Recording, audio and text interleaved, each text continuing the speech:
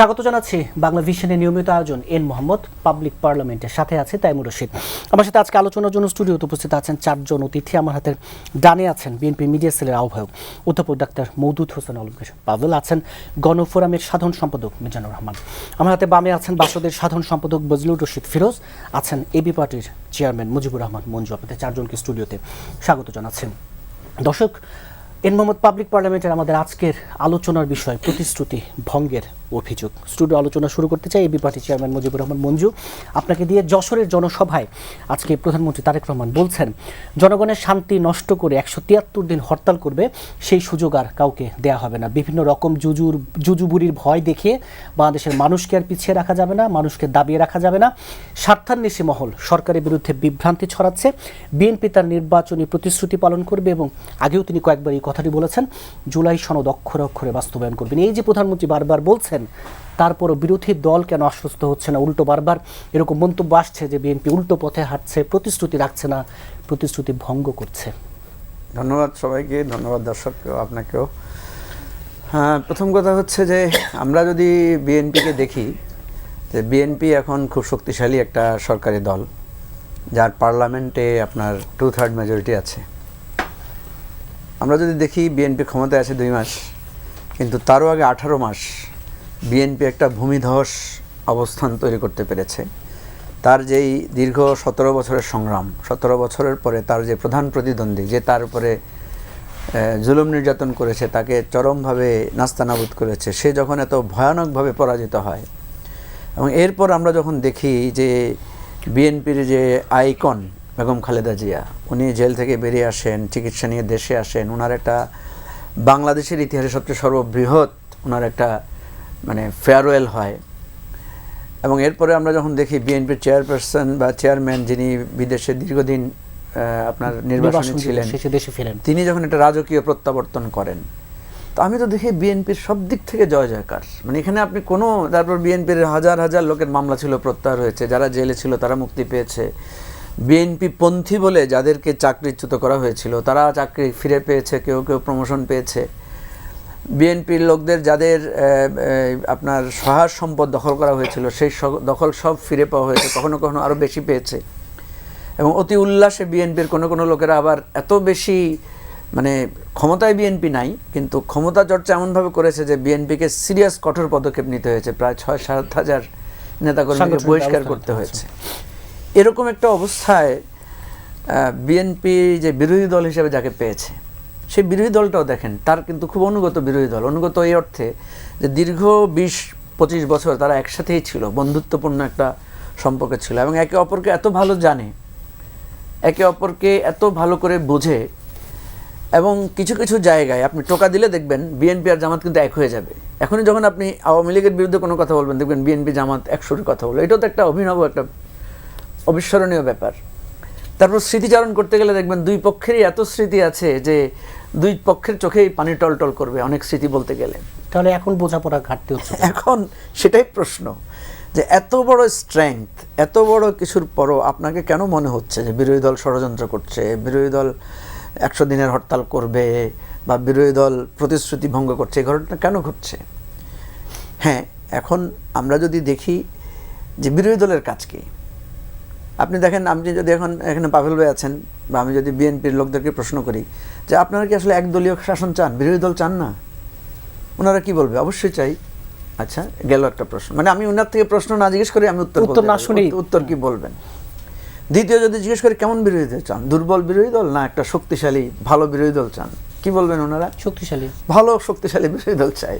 তো ভালো শক্তিশালী বিরোধী দল মানেই তো সে আপনাকে প্রত্যেক বিষয়ে আপনাকে ধরবে, এবং ধরতে গিয়ে সে কোনটা নৈতিকভাবে ন্যায্যভাবে ধরবে কিনা, কোনটা অন্যায্যভাবে ধরবে কিনা, এটা আপনি আবার ঠিক করে দিতে পারবেন না।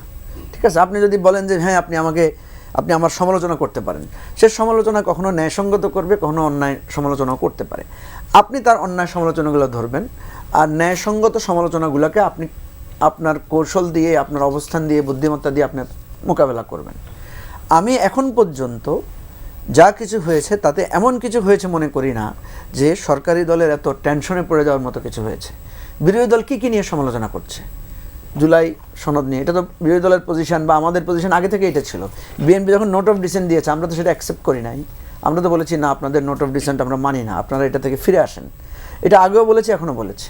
ফিরোজ ভাই এখানে আছেন, উনি সাক্ষী দিবেন। আমরা মিজান ভাই আছেন, মিজান ভাইও ছিলেন ঐক্যমত্য কমিশনে, আমরা কিন্তু এই জায়গা থেকে আমরা সরি নাই। বিএনপি যেমন নোট অফ ডিসেন্ট থেকে সরে নাই, আমরাও আমাদের জায়গা থেকে আমরা বলেছি বিএনপি তো বারবার বলছে যে অক্ষরে অক্ষরে পালন করবে না। বিএনপি অক্ষরে অক্ষরে পালন করবে কোনটা? আপনি দেখেন বিএনপি তাহলে অক্ষর অক্ষরে পালন করবে কোনটা? বিএনপি বলছে তার নোট অফ ডিসেন্ট যেগুলো দিয়েছে সেগুলো ছাড়া যেগুলো তো ঐক্যমত্য হয়েছে সেগুলো দিবে। আমরা কেন বলছি? আমরা গণভোটকে এখানে প্রাধান্য দিচ্ছি, কারণ গণভোটের রায়ে কিন্তু ওই 4টা বিষয় বিএনপি যেগুলোতে নোট অফ ডিসেন্ট দিয়েছিল সেগুলো কিন্তু জনগণ রায় দিয়েছে। আবার বিএনপিকে তো জনগণ ম্যান্ডেটও দিয়েছে। হ্যাঁ, সেটাই তো। এখানে পার্থক্য খুব বেশি কিছু না। গণভোটের রায় বলছে আপনি যেগুলোতে নোট অফ ডিসেন্ট দিয়েছেন সেগুলোর ব্যাপারে জনগণের মতামত হচ্ছে না, আমরা আপনার নোট অফ ডিসেন্ট ছাড়া এগুলো চাই। যেমন আপনি দেখবেন সেখানে তত্ত্বাবধায়ক সরকারের বিষয়ে জনগণের কথা আছে, সেখানে বাইক্যামেরাল পার্লামেন্টের ব্যাপারে কথা আছে, সেখানে আপনার বিচার বিভাগ, পিএসসি, দুদক এগুলোর ব্যাপারে কথা আছে, তাই তো? আর একটা কথা আছে কি, যে এই বাকিগুলো যেগুলো আছে যেগুলোতে আমরা একমত হয়েছি সেগুলো পার্লামেন্ট করবে। আর প্রথমে বলা আছে আপনার যে জুলাই আদেশ যেটা আছে, জুলাই সনদ বাস্তবায়ন আদেশ, এটার ব্যাপারে আমি মতামত দিচ্ছি। এখন এটা হচ্ছে আমাদের পজিশন। আপনি চান নাই, কিন্তু জনগণ চেয়েছে বলে আপনি জনগণের চাওয়াটাকে গুরুত্ব দিবেন। কারণ বিএনপির একটা দার্শনিক অবস্থান হচ্ছে, বিএনপি বলে যে জনগণই সর্বময় ক্ষমতার উৎস, এবং বিএনপি তার হিস্ট্রিতে 2টা গণভোট করেছে, যেই গণভোট দিয়ে সে বলেছে যে এটা জনগণের অভিপ্রায়কে সে সম্মান করেছে। আমাদের এই লড়াইটা চালু থাকবে।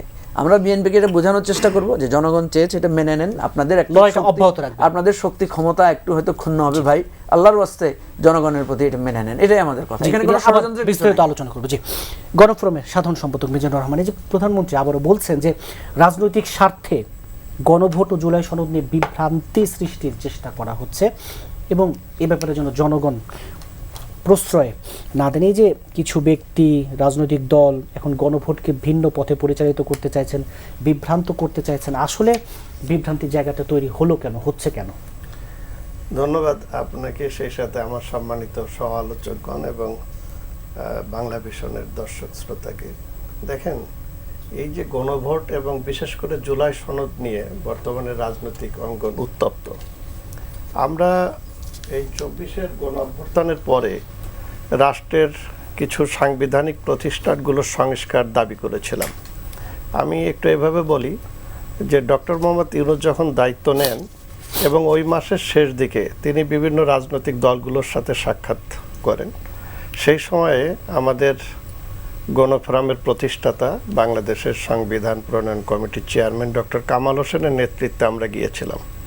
আমরা সেই জায়গায় একটা বই তৈরি করে নিয়ে গিয়েছিলাম যে রাষ্ট্রের কোন কোন প্রতিষ্ঠানগুলোর সংস্কার দরকার, এবং ডক্টর কামাল হোসেনের হাত দিয়ে যখন ডক্টর ইউনূসকে এটা দেওয়া হলো, তিনি বললেন যে এটা ডক্টর কামাল হোসেনের হাত থেকে এটা পাওয়া, এটা আমার জন্য অনেক গুরুত্বপূর্ণ একটা বিষয়।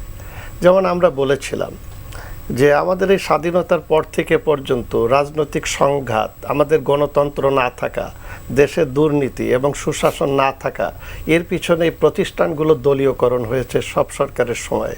আমরা বলেছি জনপ্রশাসন, আমরা বলেছি দুর্নীতি দমন কমিশন, নির্বাচন কমিশন, তারপরে বিচার ব্যবস্থা, এগুলো নিয়ে আমরা লিখিত দিয়েছিলাম। এরপরে আমরা দেখলাম যে সরকারের তরফ থেকেও বলা হচ্ছে এবং নানাভাবে সরকারও একটা উদ্যোগ নিল, কিন্তু এরপর একটা কমিশন গঠন হলো এবং এই যে 6টা কমিশন, পরে একটা কমিশন, এখানে আমাদের রাজনৈতিক দলগুলোর কাছে তারা যে প্রস্তাবগুলো পাঠালো এগুলো নিয়ে আমরা কিন্তু তাদের একটা মতামত দিলাম। এরপরে একসাথে বসলাম, মানে আমার সামনে বাসদের জেনারেল সেক্রেটারি এবং আমাদের মঞ্জু ভাই এবি পার্টির চেয়ারম্যান, আমরা একসাথেই ছিলাম, দীর্ঘদিন একসাথে কাজ করেছি। সেখানে কিন্তু একটা সৌহার্দ্যপূর্ণ পরিবেশ ছিল। সেখানে ঐকমত্য কমিশনের প্রধান ডক্টর ইউনূস বলেছিলেন যে এই রাজনৈতিক দলগুলো যেগুলো বিষয়ে একমত পোষণ করবে শুধুমাত্র সেগুলোই বাস্তবায়নের জন্য আমরা অঙ্গীকার করব, যেগুলো একমত পোষণ করবে না, নোট অফ ডিসেন্ট দেবে, সেগুলো আমরা ওয়েবসাইটে দিয়ে রাখবো। এটা জনগণ দেখবে যে এই দলগুলো এটা চায়, এটা চায় না। এখন আমরা এবং বিএনপি কিংবা যে এবি পার্টি, আমরা তো অনেক বিষয়ে একমত হব না যার যার রাজনৈতিক অবস্থান থেকে, কিন্তু ওনারা কি করলেন, ওনারা এই যে আমাদের সাথে আলাপ আলোচনা করে নোট অফ ডিসেন্ট নিলেন, একটা বিষয় নিয়ে এমনও হয়েছে 3 দিন আমরা আলোচনা করে তারপরে বিএনপির প্রতিনিধি জনাব সালাউদ্দিন আহমেদ উনি সময় নিয়েছেন যে আমি আমার দলের সঙ্গে আলোচনা করি। 3 দিন পরে এসে উনি কিন্তু ছাড় দিয়ে একটা জায়গায় আসলেন। আবার কোনো জায়গায় ওনারা নোট অফ ডিসেন্ট বললো যে এটা মানবো না। যেমন একটা কথা বলি, মঞ্জু ভাই এখানে আছেন, দলীয় প্রধান তিনি যদি প্রধানমন্ত্রী হন তাহলে দলীয় প্রধান থাকতে পারবেন না। এই বিষয়টা আপনি দেখেন যে অধ্যাদেশ করা হয়েছে, সেখানে বলা হয়েছে যে দলীয় প্রধান হতে পারবেন না, প্রধানমন্ত্রী হলে দলীয় পদ ত্যাগ করতে হবে। এখন বিএনপি তো নোট অফ ডিসেন্ট দিয়েছিল, এখন যদি বিএনপি সেটা মানে তাহলে তো দলীয় প্রধান জনাব তারেক রহমান থাকবেন না, প্রধানমন্ত্রী হয়েছেন। এখন বিএনপি তো বলবে যে আমি তো এটা নোট অফ ডিসেন্ট দিয়েছি। এখন আমি আপনাকে এই কথাটা বলি যে এই যে আমরা ডিপ স্টেট বলি, এই যে ঐকমত্য কমিশনের যে সিদ্ধান্তগুলো হলো, এরপরে আমাদের সঙ্গে আলোচনা করে আমাদের একটা স্বাক্ষরও নিলেন, এরপরে এটা বাস্তবায়ন কিভাবে হবে? এটা ডিপ স্টেটের কাছে চলে গেল। অর্থাৎ ইউনূস সরকারের কাছে একটা অদৃশ্য সরকার ছিল, যেই সরকার বিদেশ থেকে আমদানি করা কিংবা সংবিধান বিশেষজ্ঞের নামে তারা যে টিমটা করেছিল অদৃশ্য, সেই টিমটা বাংলাদেশের রাজনীতির জনগণের পালস বোঝা এবং সংস্কার নিয়ে সত্যিকার অর্থে রাজনৈতিক দলগুলোর যে অভিমত এটার সাথে তাদের ছিল না। তারা এটাকে চাপিয়ে দেওয়া এবং যেনতেনভাবে রাষ্ট্র কাঠামো সব শেষ হয়ে গেছে এবং ৭২-এর সংবিধান এটা অকার্যকর এবং এই ৫৪ বছরের রাজনৈতিক দল, সরকারি দল, বিরোধী দল সবার ব্যর্থতা এই ৭২-এর সংবিধানের উপরে চাপিয়ে দিয়ে রাষ্ট্রটাকে একটি অকার্যকর করার একটি অভিপ্রায়ে তারা এই জুলাই সনদকে নিয়ে গিয়েছিল। আমি আরেকটা কথা বলে শেষ করি, মঞ্জু ভাই স্বীকার করবেন, ডক্টর ইউনূস সাহেবের প্রতিশ্রুতি মোতাবেক আমরা যখন 7টা বিষয়ে সই করলাম, গণফোরাম কিন্তু 3 দিন পরে সই করে, সেখানে আলী রিয়াজ বলেছিল যে এটা খসড়া হাতে লেখা হচ্ছে। এই যে খসড়া হাতে লেখা হচ্ছে এটা আমাদের স্বাক্ষর নেবে, কেন স্বাক্ষর নেওয়া হলো না? সংবিধান প্রণয়ন কমিটি, আপনি দেখবেন খসড়া সংবিধানে প্রত্যেকের স্বাক্ষর আছে, কিন্তু আমরা যে 7টি অঙ্গীকার করলাম সেখানে তো ওই যে খসড়া যে বিষয়টা সেখানে তো আমরা প্রত্যেকে স্বাক্ষর করি নাই।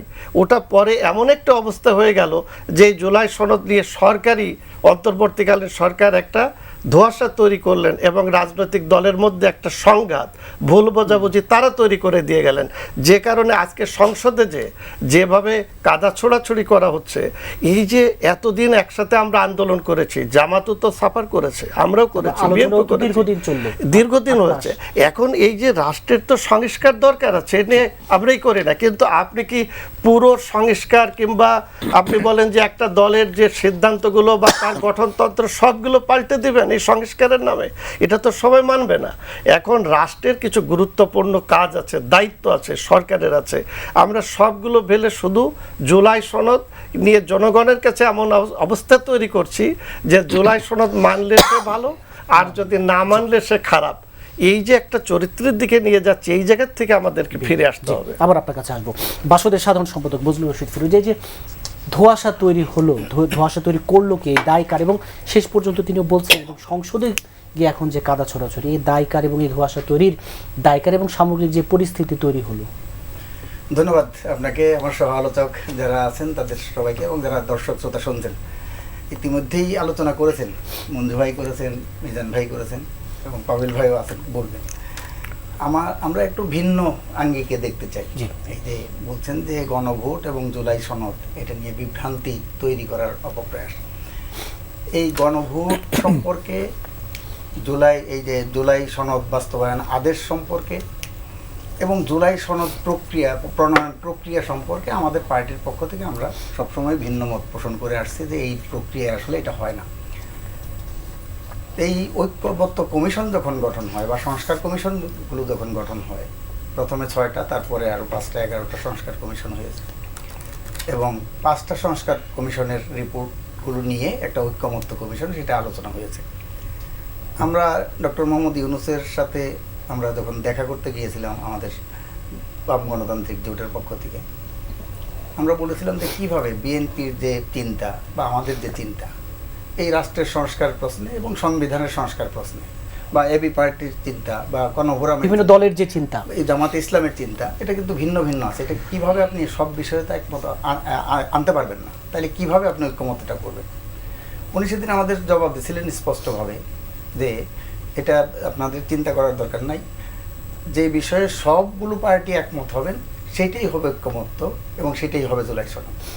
তাইলে এই ঐক্যমত্যতে সেটা তো আমরা ওপিনিয়ন দিয়ে দিছি, তাহলে যার যেগুলো যেই কয়টার মধ্যে ঐক্যমত্য আছে সর্বসম্মত, তো সেইটা নিয়েই তো হইতে পারে, আবার কেন ঐক্যমত্য কমিশন কয় যে না। তাহলে এখানে দেখা গেল যে একটার মধ্যে আছে যে অনেক ডিফারেন্স, এটা একমত হওয়া সম্ভব না, কিন্তু অল্প ডিফারেন্স আছে, সেটা আলাপ আলোচনা করে কাছাকাছি আসা যায় কিনা সেটার জন্যই আমরা ঐক্যমত্য কমিশনে আলোচনার জন্য রাখতেছি। আমরা বলতে ওয়েল অ্যান্ড গুড। এবং উনি যেদিন ঐক্যমত্য কমিশনের আনুষ্ঠানিক যাত্রা শুরু করেন, উদ্বোধন করেন এই কি ওইটা ফরেন অ্যাফেয়ার্স ইয়েতে, তো ফরেন সার্ভিস একাডেমি, তখনও কিন্তু ওদিন আছে অন রেকর্ড বিটিভিতে বক্তৃতার মধ্যে আছে, ওনার বক্তৃতায় পাবেন যে উনি সেদিনও বলছেন যে সব দল মিলিয়ে যেটা ঐক্যমত্য যেটুকু হবে সেটাই ঐক্যমত্য। কিন্তু এটা মানে বিপত্তি হলো তখন যখন ঐক্যমত্য কমিশনে এই আলোচনাগুলো চলছিলেন, সেই চলার মধ্যে কোনো পার্টি একমত হচ্ছিলেন না। আমরা অনেকগুলো বিষয়ে নোট অফ ডিসেন্ট দিয়েছি, বিএনপি দিয়েছে, ইভেন জামাত ইসলামও দিয়েছে, অনেক পার্টি, মানে প্রত্যেক পার্টি কোনো না কোনো বিষয়ে নোট অফ ডিসেন্ট দিয়েছে। তখন প্রশ্ন আসলো যে এই নোট অফ ডিসেন্টগুলো কীভাবে হবে। তখন আলী রিয়াজ সাহেব বললেন যে না, নোট অফ ডিসেন্টগুলো এখন আছে, সালাউদ্দিন সাহেব সেখানে বিএনপির পক্ষ থেকে বলছেন যে আমরা যদি নোট অফ ডিসেন্ট দিই তাহলে সেটা উল্লেখ থাকতে হবে যারা নোট অফ ডিসেন্ট দিচ্ছেন তারা নির্বাচনী ইশতেহারের মধ্যে যদি সেটা বলে যে আমরা এইভাবে করব, তখন কিন্তু সেটা জনগণ যদি তাদেরকে ম্যান্ডেট দেয়, নির্বাচিত করে, তখন তারা তাদের মতো করে করবে। এইটা হবে নোট অফ ডিসেন্টের ব্যাখ্যা। বিএনপিকে ম্যান্ডেট দিয়েছে না, আমি বলতেছি সেইটাই যখন বিপত্তি হলো যে সেইটা নোট অফ ডিসেন্টগুলো সেগুলো থাকবে কি থাকবে না, পরবর্তীকালে বললো যে নোট অফ ডিসেন্টগুলো থাকবে, এখানে জুলাই সনদের মধ্যে নোট অফ ডিসেন্ট থাকবে কি না সেগুলো নিয়ে একটা বিষয় আছে। এটা তো শেষ পর্যন্ত স্বাক্ষরের আগে কিন্তু এই নোট যখন একটা খসড়া করলো তখন সেটার মধ্যে আবার বাদ দিয়ে দেওয়া হলো, যখন স্বাক্ষর করলো তার আগে তড়িঘড়ি করে সেখানে এই নোট অফ ডিসেন্টগুলো যুক্ত করলো। কিন্তু আমরা দেখলাম আবার যখন জুলাই সনদ বাস্তবায়ন আদেশ করলো তখন আর নোট অফ ডিসেন্টগুলো নাই। তার মানে আমি স্বাক্ষর করলাম একটাতে, আর আপনি বাস্তবায়ন আদেশ জারি করলেন এবং যেটার জন্য গণভোট নিলেন আরেকটার মধ্যে, এই দুইটার মধ্যে কিন্তু ভিন্ন। তখনই কিন্তু এই জুলাই সনদের কিন্তু অপমৃত্যু ঘটছে ডক্টর আলী রিয়াজের হাত ধরে। ঐক্যমত্য কমিশনে তো ইউনূস সাহেব বসতেন না, আলী রিয়াজ সাহেব সহসভাপতি হিসেবে বসতেন। এই আলী রিয়াজ সাহেবের হাত ধরেই এই জুলাই সনদের অপমৃত্যু সেই দিনই ঘটছে, যেদিন এইটা অন্যদের উপরে জবরদস্তিমূলক যেটা চাপিয়ে দেওয়ার জন্য ব্যবস্থা করলো, তখন এই জুলাই সনদের অপমৃত্যু। সেই জন্য আমি বলছি যে এই যে জুলাই সনদটা নিয়ে এখন বিভ্রান্তি ছড়ানোর কিছু নাই। বাস্তবে আমাদের দেখা উচিত জুলাই সনদ এখানে ইম্পর্টেন্ট না, গণভোট এখানে ইম্পর্টেন্ট না, আমাদের গণ অভ্যুত্থানের আকাঙ্ক্ষাটা কি ছিল। আমরা এই টেকনিক্যালিটিস যে টেকনিক্যাল যে বিষয়, এই বিষয় নিয়ে পড়ে থাকলে আমরা ঘন্টার পর ঘন্টা, দিনের পর দিন, বছরের পর বছর ধরে বিতর্ক করতে পারবো। কিন্তু যদি গণ অভ্যুত্থানের মূল সুর, মূল চেতনা, মূল আকাঙ্ক্ষা যদি আমরা ধারণ করি, সেখানে কি ছিল? গণতন্ত্র ছিল না, ফ্যাসিবাদ ছিল, আমরা গণতন্ত্র চাই। ভোটাধিকার ছিল না, আমরা ভোটাধিকার চাই। সুশাসন ছিল না, আইনের শাসন ছিল না, সেই জায়গায় তো বিরোধী দল এখন অভিযোগ করতে চায় যে দ্রব্যমূল্য নাই, এখন গণ আকাঙ্ক্ষার বিপরীতে হাঁটছে। জীবনযাত্রার ব্যয় নির্বাহ, আইন শৃঙ্খলা পরিস্থিতি, সেগুলো নিয়ন্ত্রণ করবে। গণ অভ্যুত্থানের পরে 18 মাস অন্তর্বর্তীকালীন সরকারের সময় সেই আইন শৃঙ্খলা পরিস্থিতির অবনতি করছে, মব কালচার সেটা রাজত্ব করছে। এবং এখনও কিন্তু বিএনপি সরকার 2 মাস 2.5 মাস ক্ষমতাসীন আছে, সেখানে কিন্তু মব কিন্তু এখনো পর্যন্ত বন্ধ হয় নাই। সেইটা নিয়ন্ত্রণ করার দিকে আমাদের মনোযোগ দেওয়া দরকার। 2 নম্বর কথা হলো যে বিরোধী দল অভিযোগ করতে হবে, অভিযোগ তো আমরাও করতে পারি, অভিযোগ আমাদেরও আছে। আমরা বলছি যে বিএনপি বলছে যে তারা 180 দিনের কথা বলছে যে তারা দেখবে, সেটা একটা দেখারও ব্যাপার আছে, একটু দেখতে চাই। কিন্তু বিএনপি তো এখনই যেই বিষয়গুলো বলছিল, কিছু কিছু জিনিস তো ওই যে বলছে প্রতিশ্রুতি ভঙ্গের তো কিছু কিছু নমুনা দেখা যাচ্ছে। এখনো পর্যন্ত আমরা মানে ডিরেক্ট এখানে অভিযুক্ত করছি না, কিন্তু তারপরও আছে, যেমন লক্ষণ আছে, কিছু লক্ষণ আছে। আমি কোনটা বলি, একটু অন্য বিষয়ে বলি, ছোট করে পরে আরো বিস্তারিত আলোচনা করি। যে যেমন তারেক রহমান সাহেব এবং বিএনপির স্লোগান ছিল নির্বাচনে সবার আগে বাংলাদেশ, কিন্তু আমরা কিন্তু লক্ষণগুলো দিচ্ছি যে সবার আগে বাংলাদেশ না, সবার আগে আমেরিকা হচ্ছে। দিল্লি না ঢাকা স্লোগানে গণ অভ্যুত্থান হয়েছে ঢাকা, এখন কিন্তু দিল্লির পরিবর্তে ওয়াশিংটন হচ্ছে। তার মানে এই যে বাণিজ্য চুক্তিটা হয়ে গেল, সেই বাণিজ্য চুক্তি যদি বাস্তবায়ন হয় তাহলে কিন্তু বাংলাদেশের স্বাধীনতা থাকবে না, সার্বভৌমত্ব থাকবে না, নিরাপত্তা, জাতীয় নিরাপত্তা সেটা বিঘ্নিত হবে। তাহলে এইটা যদি হয় তাহলে কিন্তু সবার আগে বাংলাদেশ থাকবে না, যেটা এই যে প্রতিশ্রুতি সবার আগে বাংলাদেশ, সেই বাংলাদেশ সবার আগে প্রতিশ্রুতির বাংলাদেশ সেটা ভঙ্গ করা। এই জায়গাগুলো তার পরে বিস্তারিত আলোচনায় যাব। বিএনপি মিডিয়া সেলের আহ্বায়ক অধ্যাপক ডক্টর মওদুদ হোসেন আলমগীর পাপেল, এই যে সবার আগে বাংলাদেশ, যে প্রতিশ্রুতি ভঙ্গের জায়গাটা বিএনপিও ঠিক রক্ষা করছে কিনা, এই জায়গায় যে বিরোধী দলের যে অভিযোগ, বিরোধী মতের যেই শঙ্কার জায়গা। আচ্ছা, আমি একটু সব যারা আলোচনা এতক্ষণ অংশ নিয়েছেন তারা তাদের নিজেদের কথাগুলো বলেছেন। আমার মনে হয় যে আমি কথাটা একটু এইভাবে শুরু করি। কোন প্রতিশ্রুতি ভঙ্গের দায় বিএনপির উপর চাপাচ্ছেন? বিএনপি তো নিজের কাছে যেটা বলি যে আত্মপ্রতিশ্রুত। বিএনপি কারোর জন্য তো প্রতিশ্রুতির অপেক্ষা রাখেনি যে তাকে প্রতিশ্রুতি কাউকে আনুষ্ঠানিকভাবে ঘোষণা দেবে। বিএনপি প্রতিশ্রুতি নিজেই নিজে জাতির সামনে করেছে, সেটি হলো তাদের 31 দফা এবং তাদের যে নির্বাচন পূর্ববর্তী যে ম্যানিফেস্টো, এই দুটোর মধ্যে দিয়ে কিন্তু তারা তাদের প্রতিশ্রুতির প্রত্যেকটা কথা ব্যক্ত করেছে। এবং এর আগে যে কথাগুলো হচ্ছিল যে জুলাই সনদের অপমৃত্যু হয়েছে কিনা, জুলাই সনদের সাক্ষ্য, জুলাই আদেশের ভিন্নতা, এইগুলো নিয়ে কথা হয়েছে। আমার মনে হয় সেই আলোচনা আমি যাব না। আমার মনে হয় যে এই বিষয়গুলো করার পরিবর্তে যে কথাটি একটু আগে যে কথাটি হলো সেটা হচ্ছে গণ অভ্যুত্থানের আকাঙ্ক্ষার সাথে থাকা। তাই তো সেই গণ অভ্যুত্থানের আকাঙ্ক্ষার মধ্যে যে কথাগুলো ছিল, বিএনপি সে আকাঙ্ক্ষার কোনো শব্দ উচ্চারণের ক্ষেত্রে কিন্তু এখন বলেনি যে না আমি ওই কথাটা আগে বলেছি, এখন সেখান থেকে আমার ভিন্নতার অবস্থা তৈরি হয়েছে।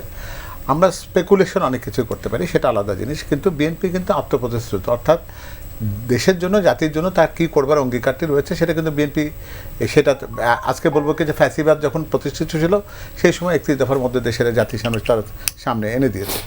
এখন প্রশ্নটা হলো কি যে এক একটা রাজনৈতিক দলের অবস্থায় ভিন্নতা থাকে, সেটা অনেকগুলো কারণে। যেমন যে রাজনৈতিক দল জানে যে তাকে রাষ্ট্র পরিচালনার দায়িত্ব তার কাঁধে আসতে পারে, সেই রাজনৈতিক দলটি যেরকম করে তার প্রতিশ্রুতির গণ্ডিটাকে দেখে, একটা রাজনৈতিক দল যার হয়তো আদর্শিক অবস্থানটা অনেক শক্তিশালী কিন্তু ঠিক রাষ্ট্র পরিচালনার দায়িত্ব তার কাছে হয়তো ভোটের অনুপাতে বা সেই অঙ্কে সে হয়তো তার কাছে আসবে না, তার কাছে কিন্তু এই কথা বলার বা তার সেই স্পেকট্রামটা দেখার দৃষ্টিভঙ্গি কিন্তু আলাদা হতে পারে। সেই জায়গায় তো বলা হয় রাষ্ট্র পরিচালনার দায়িত্ব পেলে কি অনেক জায়গায় কম্প্রোমাইজ করতে হয়। কম্প্রোমাইজ ঠিক করতে হয় সে কথা বলবো না, কম্প্রোমাইজ চাইতে বড় যেটা সেটা হচ্ছে যে কোনো জায়গাতে অ্যাডজাস্টমেন্টের বিষয় কিন্তু অটোমেটিক্যালি আসে। যেমন বিএনপি তো নিশ্চয়ই কখনো বলেন যে তারা জ্বালানি তেলের দাম বাড়াবে, এটা তো তার নিশ্চয়ই ম্যানিফেস্টোর মধ্যে ছিল না, কিন্তু প্রেক্ষাপটটাকে সেটা করে। আপনি যদি এটাকে কম্প্রোমাইজ বলেন তার চাইতে বড় কথা এটা হলো আবশ্যিকতা, এটা নিয়ে তো কারো কোনো ভিন্নতা থাকবার কোনো জায়গা এখানে নেই, তাই না? তো সুতরাং এই প্রতিশ্রুতি ভঙ্গের করার কথা চাইতে বরং আমরা যদি এটা বলি যে বিএনপি তার যে আদর্শিক অবস্থানটা যেটা নিয়ে তারা নির্বাচনে নির্বাচিত হয়েছে সেখান থেকে তারা কতটুকু বিচ্যুত হয়েছে, বিরোধী দলের কথাগুলো সেই জায়গাতে যদি থাকে সেটা ভালো।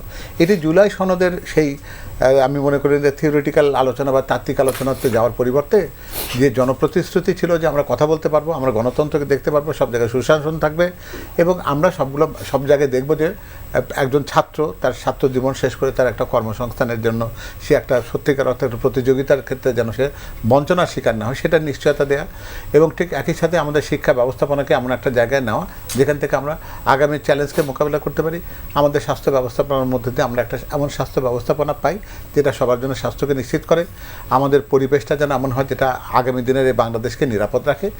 এই জায়গাগুলোতে সমালোচনাকে যদি কেন্দ্রীভূত করি তাহলে কিন্তু দেশের ভালো হবে। তা না করে যদি আমি পুরো জিনিসটাকে যদি ওই সনদের ঠিক যেগুলোকে বলি যে থিওরিটিক্যাল আসপেক্টের যে অংশগুলো আছে সেগুলোকে নিয়ে যদি একটা করে শব্দ ধরে ধরে যদি তর্ক করতে চাই তাহলে আমার মনে হয় যে আমরা ওটা খুব বেশি এগোতে পারবো। কিন্তু যে বিএনপিকে একটা ব্লেম দেওয়ার চেষ্টা বা বলা হচ্ছে যে গণ আকাঙ্ক্ষার বা এই যে গণ আকাঙ্ক্ষাটা কোনটা? গণ আকাঙ্ক্ষা থেকে আপনার এটা নেই যে মানুষের প্রত্যাশা পূরণ হোক বা মানুষের চাহিদা যেগুলো আছে সেগুলোকে পূরণ করার ক্ষেত্রে বিএনপির কোন একটা কী কাজটি করেছে যাতে মনে হচ্ছে যে মানুষ গণতন্ত্র বঞ্চিত হয়েছে, অথবা কোন জায়গাতে আপনি এটাকে বলতে পারেন যে বিএনপি সব কিছুকে তার শুধুমাত্র নিজের মতো করে ফেলেছে। এই কথাগুলো বলার মতো প্রেক্ষাপট তৈরি হয়েছে কিনা? একটা সরকারের 60 দিন সময় মাত্র অতিক্রান্ত হয়েছে, আর 2 মাস সময় গেছে।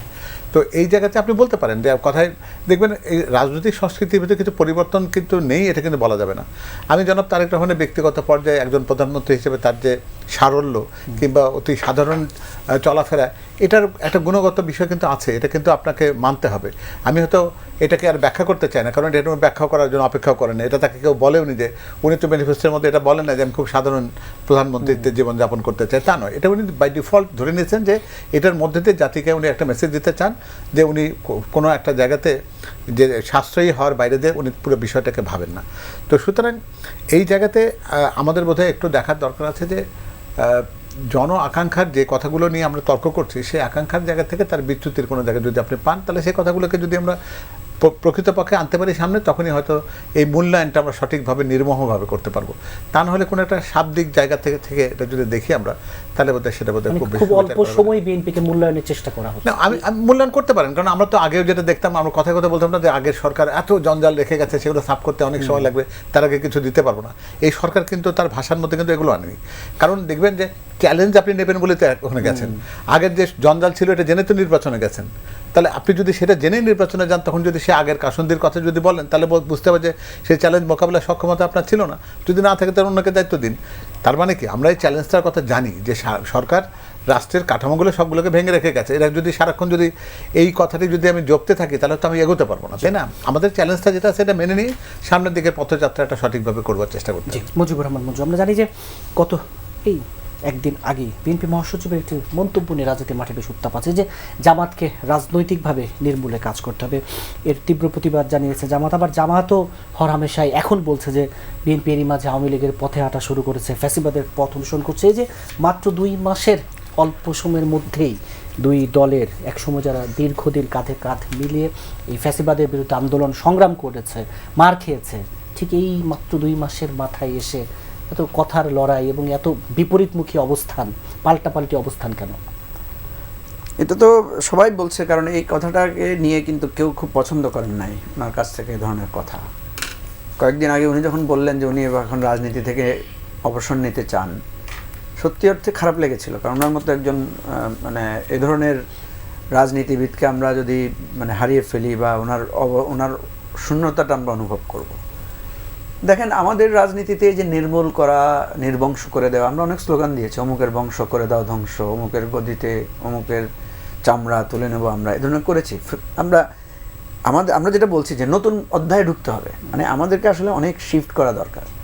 দুর্ভাগ্যজনকভাবে আমরা দেখছি যে বিএনপি এবং জামাতের মধ্যে এই যে সোশ্যাল মিডিয়া হচ্ছে নতুন আরেকটা মানে সমস্যা তৈরি করেছে। এর নামে এআই দিয়ে ছবি বানায়, একে দিয়ে ফটো কার্ড বানায়। আবার আপনি চ্যালেঞ্জ করলে দেখবেন বিএনপি অস্বীকার করছে, জামাত অস্বীকার করছে যে না, এগুলো তো আমরা করছি না, বট বাহিনী কারা এগুলো আমরা জানি না, একে অন্যের বিরুদ্ধে অভিযোগ। সমস্যাটা হলো যে আমরা তো একটা মুক্তিযুদ্ধের মাধ্যমে দেশ স্বাধীন করেছি। আমাদের বাঙালি কালচার হচ্ছে আপনি যখন ক্ষোভ প্রকাশ করেন তখন আপনার মুখ দিয়ে একটা গালি চলে আসে, ঠিক আছে? আমি সেদিনও কোথায় যেন বললাম যে আমরা নিজের বাচ্চাকেও গালি দিই, অমুকের বাচ্চা বলে রাগের মাথায় বাচ্চাকেও গালি দিই। আমাদের জেনারেশনে, এখনকার জেনারেশনে তো এটা দেওয়া সম্ভব না। বাচ্চারা পাল্টা আপনাকে আঘাত করে বসবে যে তুমি তাইলে তুমি কি। আমি যদি বলি যে তুই অমুকের বাচ্চা, সে বলবে তাহলে তুমি কি, ঠিক আছে? আমাদের মা বাবারা আমাদেরকে রাগের মাথায় একেবারেই নিজের উপরেই গালি দিয়েছেন আমাদেরকে। এই যে গালি দেয়াটা, এটা আমাদের কালচারের একটা পার্ট হয়ে গেছে।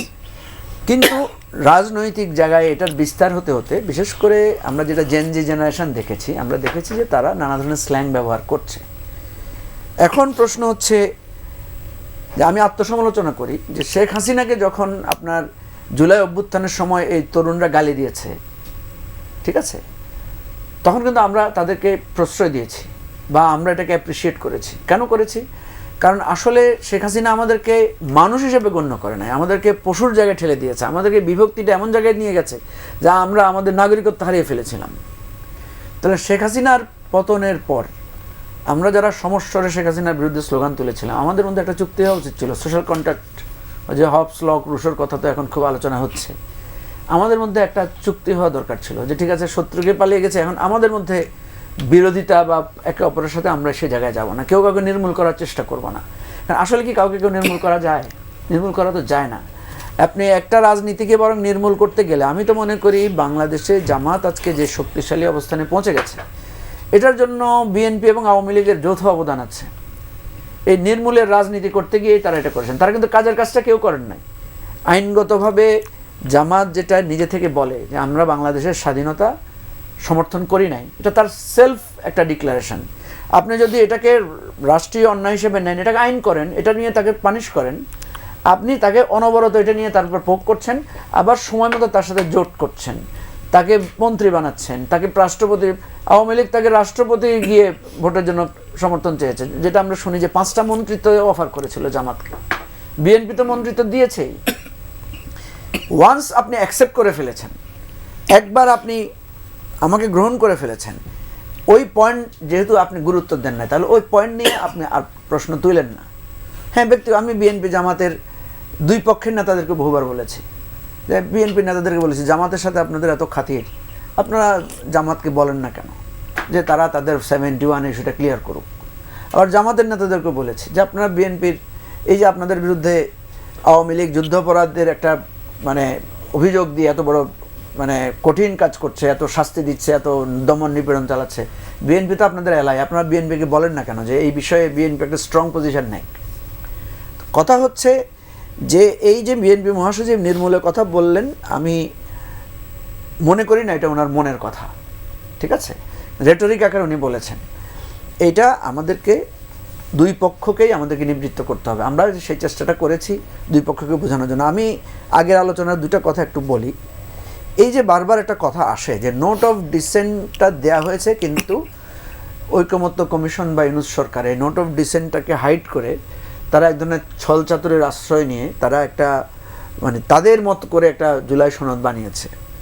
দেখেন, প্রথম কথা হচ্ছে এটা তো সত্য, ওনারা কেউ মানে ভুল কথা বলেন নাই। প্রফেসর ইউনূস এটা রিপিটেডলি বলেছেন যে আপনারা সবাই যেটার বিষয়ে একমত হবেন সেটাই হবে। এই যে দেখেন জুলাই সনদ আমার হাতে আছে, এখানে যে 84টা যে ক্লজ আছে, 84টার মধ্যে আপনি দেখবেন প্রত্যেকটার ব্যাপারেই কম বেশি কারো না কারো নোট অফ ডিসেন্ট আছে। তাহলে তো আমরা কোনোটাতে একমত হতে পারলাম না, ঠিক আছে।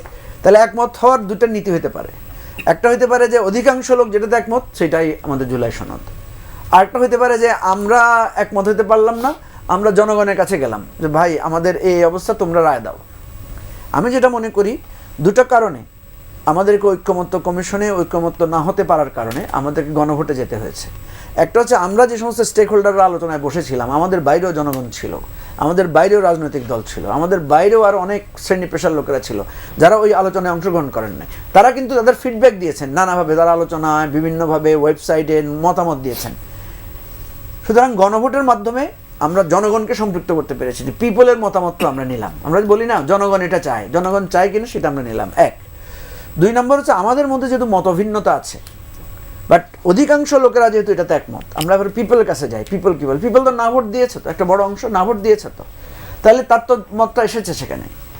সেই জায়গা থেকে আমরা মনে করি যে এইটাকে আপনি ওই প্রতারণার আলোকে না দেখে যখন জনগণের কাছে আমি চলে গেলাম, আপনার দ্বিমত থাকতে পারে, আমার দ্বিমত থাকতে পারে, ওনার দ্বিমত থাকতে পারে, জনগণ যখন যেটা রায় দেয় তখন তো আমরা মেনে নিই। তো এই জায়গা থেকে আমার কথাটা হচ্ছে পরিষ্কার, বিএনপি যদি বলে যে নো, আমি যেটা নোট অফ ডিসেন্ট দিয়েছি সেটা সময় বাস্তবায়ন করব, বিএনপি ওই অর্থে 52% ম্যান্ডেট পেয়েছে। আমি অযথা বিএনপিকে বিরোধিতা করব না, তো বিএনপির এই জায়গার এই পয়েন্টটা তো valid. On the other hand আমরা যে যুক্তিটা দিচ্ছি যে আপনার দেখেন, আমি আপনাকে বলি দুর্ভাগ্যের ব্যাপারে, এই যে বিএনপির ইশতেহার আমার হাতে আছে, আমি যদি আপনাকে পড়ে শোনাই বিএনপি কি বলেছে। দেখেন, বিএনপি বলেছে স্বাধীন নির্বাচন কমিশন চায়, বিএনপি বলেছে সাংবিধানিক প্রতিষ্ঠান সে সংস্কার করবে, বিএনপি বলেছে জ্যেষ্ঠতার ভিত্তিতে প্রধান বিচারপতি নিয়োগ প্রদান করবে, বিএনপি বলেছে প্রধান শক্তিশালী সুপ্রিম জুডিশিয়াল কাউন্সিল গঠন করবে। এগুলোই তো আপনার জুলাই সনদ আমরা লিখে সবাই মিলে করেছি। সেখানেই যখন ব্যাখ্যা গিয়েছে বিএনপি নোট অফ ডিসেন্ট দিয়েছে যে এইভাবে করা যাবে না, এইভাবে করবে। এই জায়গাটা আমি আপনাদেরকে যেটা বলছি যে আপনারা তো ব্যাখ্যা দেন নাই। যেমন পুলিশ কমিশন গঠন করবেন, বিএনপির ডিক্লারেশন, পুলিশ কমিশন গঠনে আমরা সংস্কার কমিশনে বা ঐক্যমত্য কমিশনে পুলিশ সংস্কার কমিশন আমরা ডিটেইল লিখেছি, ওই ডিটেইল লিখে গিয়ে বিএনপি নোট অফ ডিসেন্ট দিয়েছে। কথা বলছেন, এই জায়গাটায় আমরা বিএনপিকে এই অনুরোধটাই করেছি যে যেহেতু জনগণ চায় এটা, আমি এখনও বিশ্বাস করি বিএনপি চাইলে এখন আবার গণভোট নিতে পারে। যে 4টা বিষয়ে আমাদের স্পষ্ট মতামত, যে সাংবিধানিক প্রতিষ্ঠানগুলোতে এক ধরনের নির্বাহী বিভাগ একক ক্ষমতা প্রয়োগ করবে না, অন্যান্যদের পরামর্শের ভিত্তিতে বিরোধী দলের মতামত নিয়ে সে নিয়োগ দেবে। আপার হাউসে ভোটের ভিত্তিতে পিআর হবে। আপনি এখনও যদি মতামত নেন, আমি নিশ্চিত বিশ্বাস যে জনগণ এটার পক্ষে রায় দেবে। জি, এই বিষয়গুলো আবার আপনার কাছে আসছে। মিজানুর রহমান, এই যে প্রশ্নটি রাখছিলাম, এই যে বিরোধী দল বলছে বিএনপি উল্টো পথে হাঁটছে, আবার সে আওয়ামী লীগের পথ, আবার বিএনপির পক্ষ থেকে বলা হচ্ছে যে আবারও ষড়যন্ত্র, দিন শেষে কি পুরো রাজনীতি আবার উল্টো পথে হাঁটা শুরু করলো কিনা? দেখেন, একটা জিনিস হচ্ছে, এখন আমরা যারা ক্রিয়াশীল রাজনৈতিক দল বর্তমানে সংসদে এবং সংসদের বাইরে আমরা যারা আছি, যারা নির্বাচিত হয়ে যেতে পারি নাই, এই যে রাজনৈতিক ক্রিয়াশীল বলছে এই কারণে যে আমরা এই দলগুলোই বিগত 16-17 বছর ধরে শেখ হাসিনার সরকারের নির্বাচন ব্যবস্থা, তার গুম খুন, অর্থ পাচার, দুর্নীতি, এগুলোর বিরুদ্ধে আমরা সোচ্চার ছিলাম। এবং স্বাধীনতার পর থেকে পর্যন্ত রাষ্ট্রকে একটি গণতান্ত্রিক ব্যবস্থায় ফিরিয়ে আনার জন্যই বারবার আমাদের আন্দোলন করতে হয়েছে, রক্ত দিতে হয়েছে। আপনি 90-এর গণ অভ্যুত্থান বলেন, এরপরে তত্ত্বাবধায়ক সরকার ব্যবস্থা, এগুলো আমরা প্রতিষ্ঠা করেছিলাম। কারণ আমরা যারা রাজনীতি করি আমাদের আকাঙ্ক্ষা একটা জায়গায় যে গণতন্ত্র থাকবে, এবং গণতন্ত্রের প্রতিষ্ঠার জন্যই তো মুক্তিযুদ্ধ হয়েছিল, ভোটাধিকার প্রতিষ্ঠার জন্যই তো। তা আজকে এই যে ক্রিয়াশীল রাজনৈতিক দল, এই 15 বছর ধরে একসাথে আমরা আওয়ামী লীগ সরকার কিংবা আওয়ামী লীগের সঙ্গে যে জোট ছিল তাদের বিরুদ্ধে আমরা আন্দোলন করেছি, রাজপথে থেকেছি, জেল জুলুম অত্যাচারের শিকার হয়েছি। এরপরে আমরা একসাথে নির্বাচনও করেছি, 2018-তে ঐক্যফ্রন্ট হয়েছে, এবং এর বাইরে জামাতকেও, যেহেতু তারা প্রতীক ছিল না, নিষিদ্ধ হয়েছিল, ফলে কি হয়েছে, তারাও ধানের শীষ নিয়ে নির্বাচন করেছে। এই যে একটা ঐক্যমত্যের জায়গায় এসেছিল যে শেখ হাসিনার পতন হওয়ার পর দেশে আমরা সবাই মিলে একটি গণতান্ত্রিক শাসন ব্যবস্থা প্রতিষ্ঠা করব, জনগণের আকাঙ্ক্ষিত একটি রাষ্ট্র ব্যবস্থা আমরা ফিরিয়ে দেব, এটাই তো ছিল অঙ্গীকার। এবং যেভাবে হোক একটি গণ অভ্যুত্থানের মধ্য দিয়ে, ছাত্রদের আন্দোলন পরে এদেশের জনতার অংশগ্রহণের মধ্য দিয়ে শেখ হাসিনা সরকারের পতন হলো। এরপরে তো একটা ক্ষেত্র তৈরি হলো, কিন্তু যতই ক্ষমতা এবং নির্বাচন কাছাকাছি আসলো, ক্ষমতার দ্বন্দ্বে আমরা এই রাজনৈতিক দলগুলো যারা 15 বছর ধরে ফ্যাসিবাদ বিরোধী আন্দোলন করলাম, আমাদের মধ্যে অনৈক্য, একটা বিভক্তি, বিভাজন, এর মধ্যে দিয়ে ইলেকশনও হয়ে গেল। এবং এখন সংসদে যাওয়ার পরে আমরা দেখছি ওই যে পুরনো যে চরিত্র ছিল, বিএনপি এবং আওয়ামী লীগ যে যখন ক্ষমতায় ছিল, বিরোধী দলে যারা ছিল, সরকারকে টেনে নামাতে হবে এবং যে কোনো মূল্যে আন্দোলন সংগ্রামের হুমকি দেওয়া, অর্থাৎ গণতন্ত্র প্রতিষ্ঠার যে ভাষা এবং রাজনৈতিক দলগুলোর মধ্যে যে সহনশীলতা, যেটা জনগণ চায়, সেই জায়গার থেকে আমরা কিন্তু সরে যাচ্ছি। অর্থাৎ বিরোধী দলের যে ভূমিকা থাকা দরকার সেটা আমরা অনেকাংশে পাচ্ছি না, এবং সরকারি দলের কাছেও আমাদের কিন্তু প্রত্যাশা আছে তাদের জায়গা থেকে দায়িত্বশীল আচরণ করা। এখন আমি এটা বলে শেষ করতে চাই যে এই যে আমরা আন্দোলন সংগ্রামের মধ্য দিয়ে আজকে আমরা ক্রিয়াশীল যারা রাজনীতির মাঠে আছি, তারাই কিন্তু এই 15 বছর ধরে ফ্যাসিস্টের আন্দোলন করলাম। এখন ক্ষমতায় যাওয়ার পরে এই যে কাদা ছোড়াছুড়ির রাজনীতি, সংসদে আজকে দেখেন জনজীবনের যে সংকট, সেটা নিয়ে কি আলোচনা হচ্ছে? আপনি দেখেন আমাদের অর্থনৈতিক অবস্থা খুবই দুর্বল, হাজার হাজার কোটি টাকা বিদেশে পাচার হয়ে গেছে। মাননীয় প্রধানমন্ত্রী বলেছেন যে আমরা টাকা ফেরত আনার ব্যবস্থা করব, সংসদে আলোচনা করেন। কারা এই টাকাগুলো বিদেশে পাচার করলো, সেই প্রতিষ্ঠানগুলোর এবং তার মালিকদের রাষ্ট্রে অবস্থান কোথায় আছে, সেটা আমরা কিন্তু দেখছি না সংসদে আলোচনা হওয়া। আমার দেশে কর্মসংস্থান সৃষ্টি করতে হবে, এদেশে বেকার সমস্যা, যে কারণে আজকে আমাদের দেশে বলেন ছিনতাই বলেন, খুন বলেন, নানা ধরনের সামাজিক অবক্ষয় হচ্ছে, মাদক, এগুলো নিয়ে কিন্তু আমরা জাতীয় ঐক্যটা আমরা লক্ষ্য করছি না। আজকে যদি এই জায়গা থেকে সবচেয়ে বড় যে সংকট, জ্বালানি সংকট, আজকে এটা বিশ্বের বিশ্বায়নের কারণে আমাদের দেশে এটা তৈরি হয়েছে, কিন্তু এই জায়গায় সরকার এবং বিরোধী দল কিভাবে জাতীয় ঐক্য তৈরি করবে, যেটা আমাদের মোকাবেলা করার জন্য সরকারের পাশে আমরা থাকব, সেইটা না করে সরকার উৎখাতের যে আন্দোলনের কথা বলা হচ্ছে ভিতরে এবং বাইরে, শুধু একটা জুলাই সনদ। কিন্তু আমাদের এখানে আলোচনা করেছেন বিজ্ঞ আলোচকরা যে জুলাই সনদ তো একটা রাজনৈতিক সমঝোতার দলিল। আমরা যখন এই রাজনৈতিক সমঝোতার দলিলকে সংবিধানের উপরে স্থান দিয়ে এটাকেই রাজনৈতিক ইস্যু তৈরি করতে যাচ্ছি, জনগণের সংকট এবং রাষ্ট্রের অন্যান্য যে সমস্ত দুর্বল জায়গাগুলো আছে ওইগুলো নিয়ে আমরা কিন্তু কথা বলছি না। আজকে আমাদের যে সবচেয়ে বড় প্রত্যাশার যে জায়গা, যে আমরা সবাই মিলে একসাথে আন্দোলন করলাম ক্ষমতায় যাওয়ার পরে, এবং যারা বিরোধী দলে আছে, এমন কি ঘটে গেল 2 মাসের মধ্যে যে আমরা জনগণের কাছে রুগ্ন রাজনীতি আমরা উপহার দিচ্ছি, যে কারণে জনগণ কিন্তু এই রাজনীতি বিমুখ আবার হয়ে যাচ্ছে। এই জায়গাটা আমাদের চিহ্নিত করে আমাদের সুস্থ ধারা রাজনীতিতে ফেরত আসতে হবে। বুঝলো রশিদ ফিরোজে, যে ক্ষমতার দ্বন্দ্ব বলি, পুরনো চরিত্রে ফিরে যাওয়া বলি, যে রাজনীতিতে আবার কেন সেই পুরনো চেহারা বলি ধন্যবাদ। রূপ উন্মোচিত হচ্ছে? ধরেন রাজনীতি, আমরা যারা বামপন্থী রাজনীতি করি, মানে বাইরেও বলবেন যে রাজনীতিটা হলো একটা সুপার স্ট্রাকচার, বেসটা হলো ইকোনমি। কাজে যে ইকোনমির উপরে দাঁড়িয়ে এখানকার রাজনীতি, সংস্কৃতি, শিক্ষা, অন্যান্য বিষয় যেগুলো আছে, তো সেই অর্থনীতিটা যদি ভঙ্গুর হয়, সেটা যদি লুটপাটের অর্থনীতি হয় এবং শোষণমূলক যে অর্থনীতি হয়, মুনাফা কেন্দ্রিক যদি উৎপাদন ব্যবস্থা হয়, অর্থনীতি হয়, তাহলে সেই ক্ষেত্রে রাজনীতিটা ওই জায়গায় যেতে বাধ্য। এখন এতে বলেন টার্মিনোলজি যদি বলতে আসেন যে ফ্যাসিবাদ, স্বৈরাচার, এগুলো কথা আছে, পলিটিক্যাল টার্মিনোলজি, এগুলো একটু বলি। তো ফ্যাসিবাদ কখন আসে, কিভাবে আসে, স্বৈরাচার কখন হয়, কিভাবে আসে, এবং উদার একটা গণতান্ত্রিক ব্যবস্থা কখন আসে, আমাদের দৃষ্টিভঙ্গি অনুযায়ী, আমাদের মত অনুযায়ী আমরা বলি অর্থনীতিতে যখন একটা লেজে ফেয়ার ছিল, অবাধ প্রতিযোগিতার স্তর, তখন উপরের স্তরে রাজনীতির মধ্যে একটা উদার গণতন্ত্রের যে চর্চা সেটা ছিল। এটা বুর্জোয়াদের উত্থানের কালে, পুঁজিবাদের উত্থানের কালে ছিল। এখন সেটা সম্ভব না। যখন একচেটিয়া রূপ নেয়, তখন এটা শাসন প্রশাসনের মধ্যে গণতন্ত্রের পরিবর্তে এখানে স্বৈরাচারের রূপ আসে।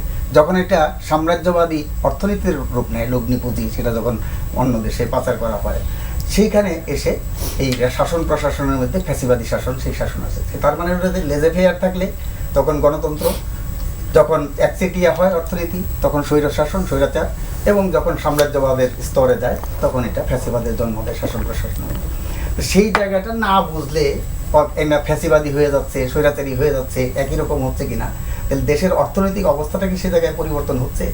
সেইটা পরিবর্তন না হইলেও পরিকাঠামোতে পরিবর্তন আশা করাটা যে ওই যে কি বলে যে কাঁঠালের আমসত্বের মতো অবস্থা হয়ে যাবে, সেটা একটা দিক। দ্বিতীয় কথা হলো যে যেটা বলছেন যে বন্ধু ভাই কিছু কথা বলছে, এই যে এখন ধরেন একজন নাগরিক হিসাবে আমি যদি প্রশ্ন করি, এবং ইতিমধ্যে ওটা শুরু করছে, সেগুলো যদি অধিকাংশের মতটাই এখানে হয় যে এটা গণতন্ত্র হবে বা ঐক্যমত্যের ভিত্তি হবে বা জুলাই সনদের ভিত্তি হবে, তাহলে কেন 8 মাস ধরে এটা আলোচনা করলেন? যদি গণভোটেই দিতে হয় এটা, তাহলে আপনারা যেটা বলছেন এটা গণভোটে দিয়ে দিতেন, 3 মাসের মধ্যে এই গণভোট দিয়ে নির্বাচন করে দিতেন, তাহলে আমাদের সাথে আলোচনার তো কোনো দরকার ছিল না। আমাদের মতামতেরই যদি কোনো গুরুত্ব না থাকে, সেটা একটা। তাহলে এত টাকা কেন খরচ করলেন এই ঐক্যমত্য কমিশন, সংস্কার কমিশন করার মধ্যে দিয়ে? আপনারা একটা কমিটি করে এই জিনিস প্রস্তাব আমরা দিতেছি, গণভোটে দিয়ে দিলাম। যেটা ধরেন ওই গণভোট বলছে বিএনপি 2টা করছে, 77 সনের গণভোট, মানে রাষ্ট্রপতি জিয়াউর রহমানের শাসন, তার এই বিষয়, এগুলো মানেন কিনা একটা প্রশ্ন। 91-তে যেটা হয়েছে সেটা হয়েছে একটা, যে রাষ্ট্রপতি শাসিত সরকার থেকে সংসদীয় পদ্ধতি, এবং সব দল মিলে আগে পার্লামেন্টে পাশ করছে, তারপরে গণভোট রাষ্ট্রপতি স্বাক্ষরের আগে। এবার কিন্তু তা হয়নি। তারপরে পরিস্থিতিও ভিন্ন ছিল। 90-তেও গণঅভ্যুত্থানের পরে সেটা গণভোট হয়েছে, এইবারও কিন্তু গণভোট। সেজন্য আমরা বলছিলাম গণভোটের প্রয়োজন নাই, সংসদে আলাপ আলোচনা করে যে সমঝোতার ভিত্তিতে এটা পাশ করার পরে রাষ্ট্রপতি স্বাক্ষরের আগে আপনারা গণভোট করেন। আমরা কিন্তু আমাদের পার্টির পক্ষ থেকে গণভোটেরও বিরোধিতা করছি। আমরা জুলাই সনদ বাস্তবায়ন আদেশের বিরোধিতা করছি। রাষ্ট্রপতি তো আদেশ জারি করতে পারে না সংবিধান অনুযায়ী। এখন অনেকে বলবেন যে এখন তো আমরা কি সংবিধান মেনে সরকার করছি বা সংবিধান হয়েছে অভ্যুত্থান, এগুলো প্রশ্ন আছে। এই যে বলছেন যে বিতর্ক করে লাভ নেই, বিতর্কের শেষ নাই। সেখানে ধরেন আমরা অভ্যুত্থান করছি, সংবিধান মানছি, আবার সংবিধান মানিনি। সরকার, অন্তর্বর্তীকালীন সরকার কিন্তু সংবিধান নিয়েই হয়েছে, 106 অনুযায়ী রেফারেন্স নিয়ে সরকার হয়েছে। তা আবার যে সংস্কার কমিশন করছেন, তাহলে এগুলো সবগুলো কিন্তু বাতিল হয়ে যায়, হয় না? ও শপথ নিয়েছেন, রাষ্ট্রপতির কাছে শপথ নিয়েছেন, সংবিধান মেনে শপথ নিয়েছেন, সংবিধান সমুন্নত রাখবেন বলে শপথ নিয়েছেন। সেই সংবিধান তো আপনি পরিবর্তন করতে পারেন না। তার মানে একটা এজেন্ডা ছিল হিডেন কারো না কারো, সেটা সেইড হোক আনসেইড হোক, আমরা যেটা ধরতে পারছি এই জুলাই সনদ করে এই সংবিধানকে ছুঁড়ে ফেলে দিয়ে এই সংবিধানের মধ্যে মুক্তিযুদ্ধের যে চেতনা আছে সেটাকে ধূলিসাৎ করার জন্য। এটা দেখবেন যে জুলাই সনদের যে ভূমিকাটা আছে, পটভূমি তো সম্পূর্ণ একটা মুক্তিযুদ্ধকে একটা বিকৃত করা হয়েছে। এবং তারপরে যে বিষয়গুলো যেগুলো আছে সেগুলো আমরা দ্বিমত পোষণ করছি। ওই যে 5ম, 6ষ্ঠ, 7ম তফসিল বাতিল করছিল, তখন মিজান বেরা স্বাক্ষর করা নাই, পরে 7ম তফসিল এটা রাখছে, 5ম, 6ষ্ঠ এগুলো বাতিল করে দিচ্ছে, এবং রাষ্ট্রীয় 4 মূলনীতি সেটা বাতিল করে দিচ্ছে। আমরা তো এই জন্য জুলাই সনদে স্বাক্ষরই করিনি, আমাদের পার্টি সহ। তো সেই জন্যই বলছি যে এইগুলো বিতর্কের কোনো সমাধান আসবে না। আরেকটা বলছেন গণভোট এবং এটা নিয়ে জুলাই আদেশ, এটা নিয়ে বিতর্ক হচ্ছে। গণভোটও পাবলিক সম্মতি, জনগণের সম্মতি, জাতীয় নির্বাচনও জনগণের সম্মতি। তার মানে একটা সম্মতি আরেকটা সম্মতিকে ডিকটেট করতে পারে না। এই পার্লামেন্ট যে সিদ্ধান্ত নেবে, পরবর্তী পার্লামেন্ট, নির্বাচিত পার্লামেন্ট, সেই পার্লামেন্ট সেটা বাস্তবায়ন করতে বাধ্য না, কিন্তু তার কিছু নৈতিক দায় থাকে। এখন সেই নৈতিক দায়ের ভিত্তিতে সেগুলো কতটুকু বাস্তবায়ন করবে, যতটুকু বাস্তবায়ন করা সম্ভব সেটা করবে, আর বাকিগুলো নিয়ে আপনি কথা বলতে থাকবেন। এইটা এখন দেখেন, এই যে জুলাই সনদ, জুলাই চেতনা, এইটা এখন বলতে বলতে আমরা কেমন হয়ে গেছে। এই যে আওয়ামী লীগ যেমন মুক্তিযুদ্ধের চেতনাকে মুক্তিযুদ্ধের চেতনার ব্যবসায় বানিয়ে ফেলছিল, এখনো একদল কিন্তু এই জুলাই চেতনা, জুলাই সনদ এগুলো করতে করতে কিন্তু এই জুলাই চেতনারও 12টা বাজাচ্ছে। এটাও একটা চেতনার ব্যবসা হয়েছে। ইতিমধ্যে দেখেন গণভোট নিয়ে প্রকাশিত হচ্ছে, তো এগুলো তো থাক না। এখন এই গণভোটের প্রচারের জন্য নির্বাচন কমিশন তারা ডাইরেকশন দিল যে সরকারি প্রতিষ্ঠানগুলো গণভোটের পক্ষে প্রচার করতে পারবে না, ব্যাংক ট্যাঙ্ক অফিস আদালত ইত্যাদিতে সবাই একটা করে টানিয়ে দিচ্ছে।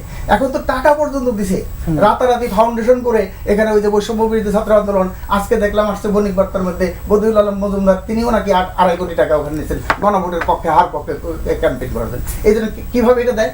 রাষ্ট্রের টাকা, জনগণের ট্যাক্সের টাকা, সেই টাকা কীভাবে একটা ব্যাংকে এখানে এই গণভোটের প্রচারের জন্য দেয়? তাহলে এইগুলো কিন্তু এই যে একটা যে এই যে মানুষ বলে না যে ইউনুস সাহেব যেটা বলছিল যে মেটিকুলাস ডিজাইনে এখানে আমরা এই গণঅভ্যুত্থানটা করছি, সেই কিছু সব কিছু কিন্তু আসলে মেটিকুলাস ডিজাইনের পার্ট। জনগণের অংশগ্রহণ, জনগণ শেখ হাসিনার উপরে বিক্ষুব্ধ, ফ্যাসিবাদী দুঃশাসনের অবসান চেয়েছে, গণতন্ত্র চেয়েছে, ভোটাধিকার চেয়েছে, তার জন্য জনগণ রাস্তায় নামছে, জীবন দিছে, কিন্তু এর অন্তরালে কিন্তু আর একটা ডিজাইনও ছিল, সেইগুলো পরিকল্পনাগুলো বাস্তবায়ন, সেই জন্যই সেটার বিরোধিতা এখানে আসছে। সেই জন্যই আমরা বলতে চাই যে জনগণের আকাঙ্ক্ষা অনুযায়ী আমরাও, যেমন বিএনপির সাথে আমাদের অনেক বিরোধ আছে, এই যে দুদক, তারপর মানবাধিকার কমিশন, এগুলো আমরাও চাইছি। আমরাও বলছি যে এগুলো নিয়োগ প্রক্রিয়াটা নির্বাহী প্রধানের কাছে থাকা উচিত না। এই বিচারক নিয়োগের ব্যাপারটা আমরাও সেটা বলছি যে বিচারক নিয়োগের জ্যেষ্ঠতার ভিত্তিতে হবে। বিএনপি বলছে যে না, একজন না, জ্যেষ্ঠতা না, 2 জনের মধ্যে, সেটা ওখানে বলছে নোট অফ ডিসিশন। আমরা কিন্তু ওইটা বলছি না, আমার একজনই থাকা দরকার। পৃথক বিচার বিভাগের সচিবালয়, সেটা আমরা পক্ষে, কিন্তু সেগুলো তো আপনাদের বাস্তবায়ন করলো না। বলছে তারা বলছে যে অধিকতর যাচাই বাছাই করে অধিকতর মানে কার্যকর একটা আইন তারা এখানে পাশ করবে, দেখি করে কিনা।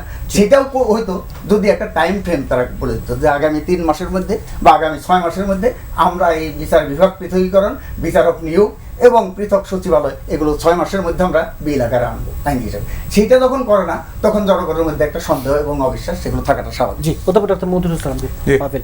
আমি একটু প্রশ্নটা আবার ওই পুরনো রাজনীতির পথেই, পুরনো চরিত্র, এই জায়গায় একটু বলতে চাই যে সরকার তো 2 মাস পেরিয়েছে, 2 মাসে যতটা অজনপ্রিয় হয়েছে, আগামী 6 মাসে তার পরিণতি কী হবে, এই কথা বলা হচ্ছে বিরোধী দল থেকে। 2 মাসে যতটা অজনপ্রিয় হয়েছে, এখন বিরোধী দল যদি মনে করেন যে সরকারের বিষয়ে কোনো একটা কথা বলতে গেলে অজনপ্রিয় শব্দটা দিয়ে শুরু করতে হবে, তাহলে আমার মনে হয় যে এটা আমরা ঠিক সেই প্রথাগত জার্গনের বাইরে যেতে পারলাম না।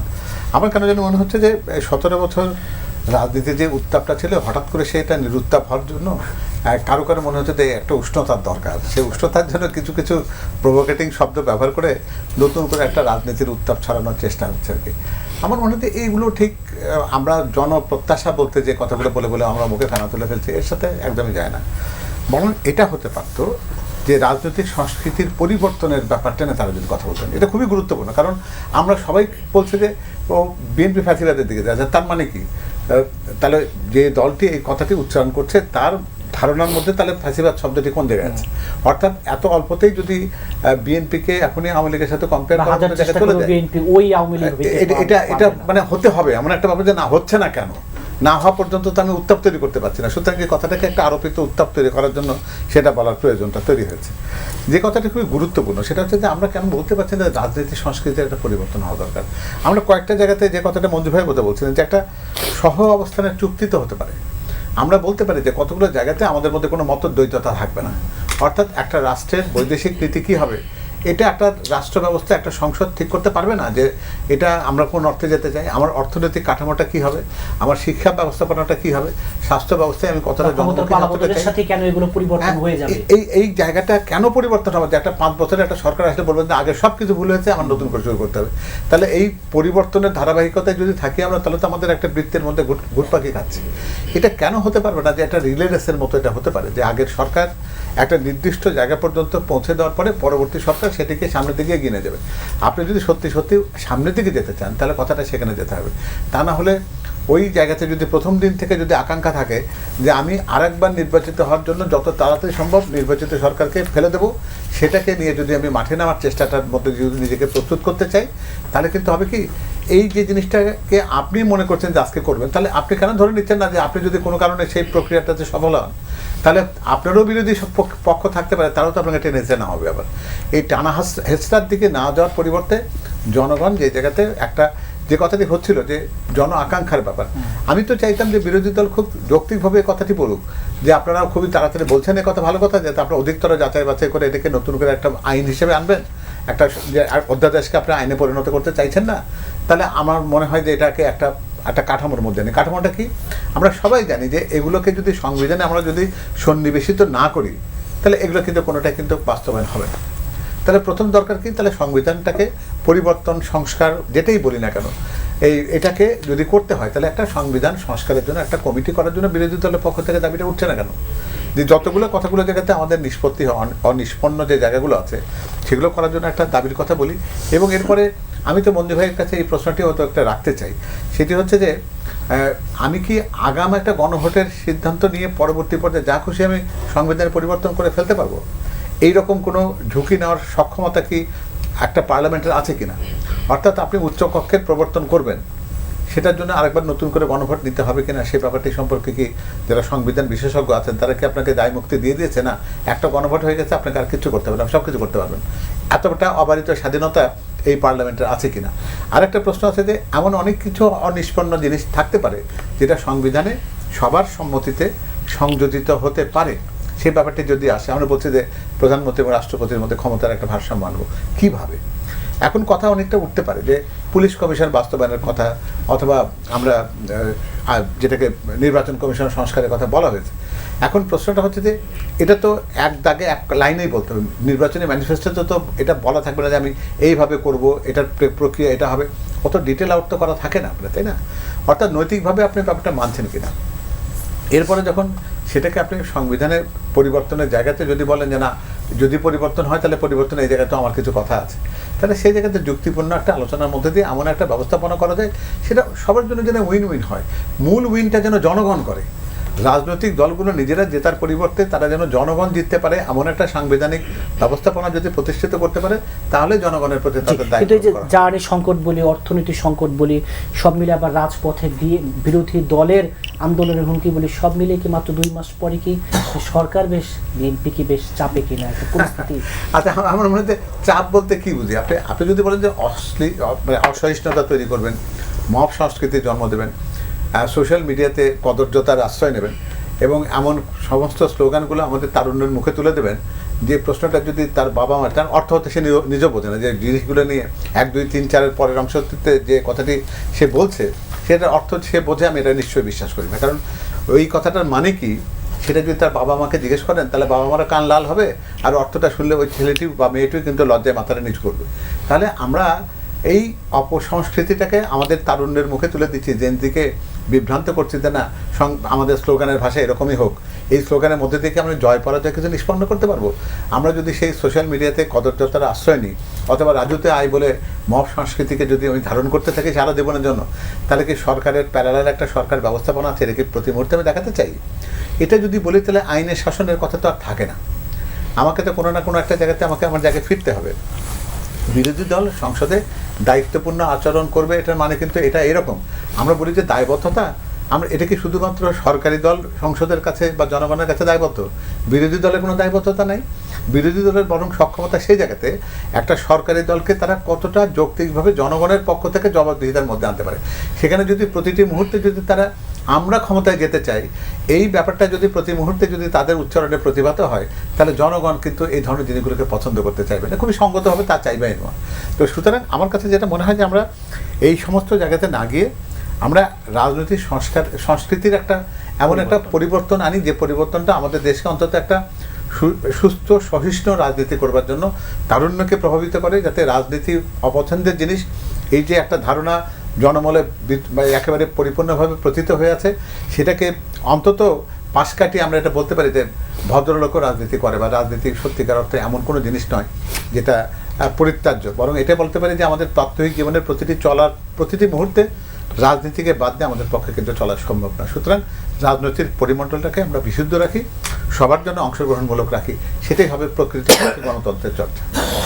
মুজিবুর রহমান মঞ্জু, আমরা জানি যে এক গুপ্ত ইস্যুতে, গুপ্ত শব্দ বা এই ইস্যুকে কেন্দ্র করে শিক্ষাঙ্গনগুলোতে অস্থিরতা, ছাত্র দল শিবিরের মাঝে সংঘর্ষ, এই যে গুপ্ত রাজনীতির অবসান হওয়াটা আসলে কতটা জরুরি?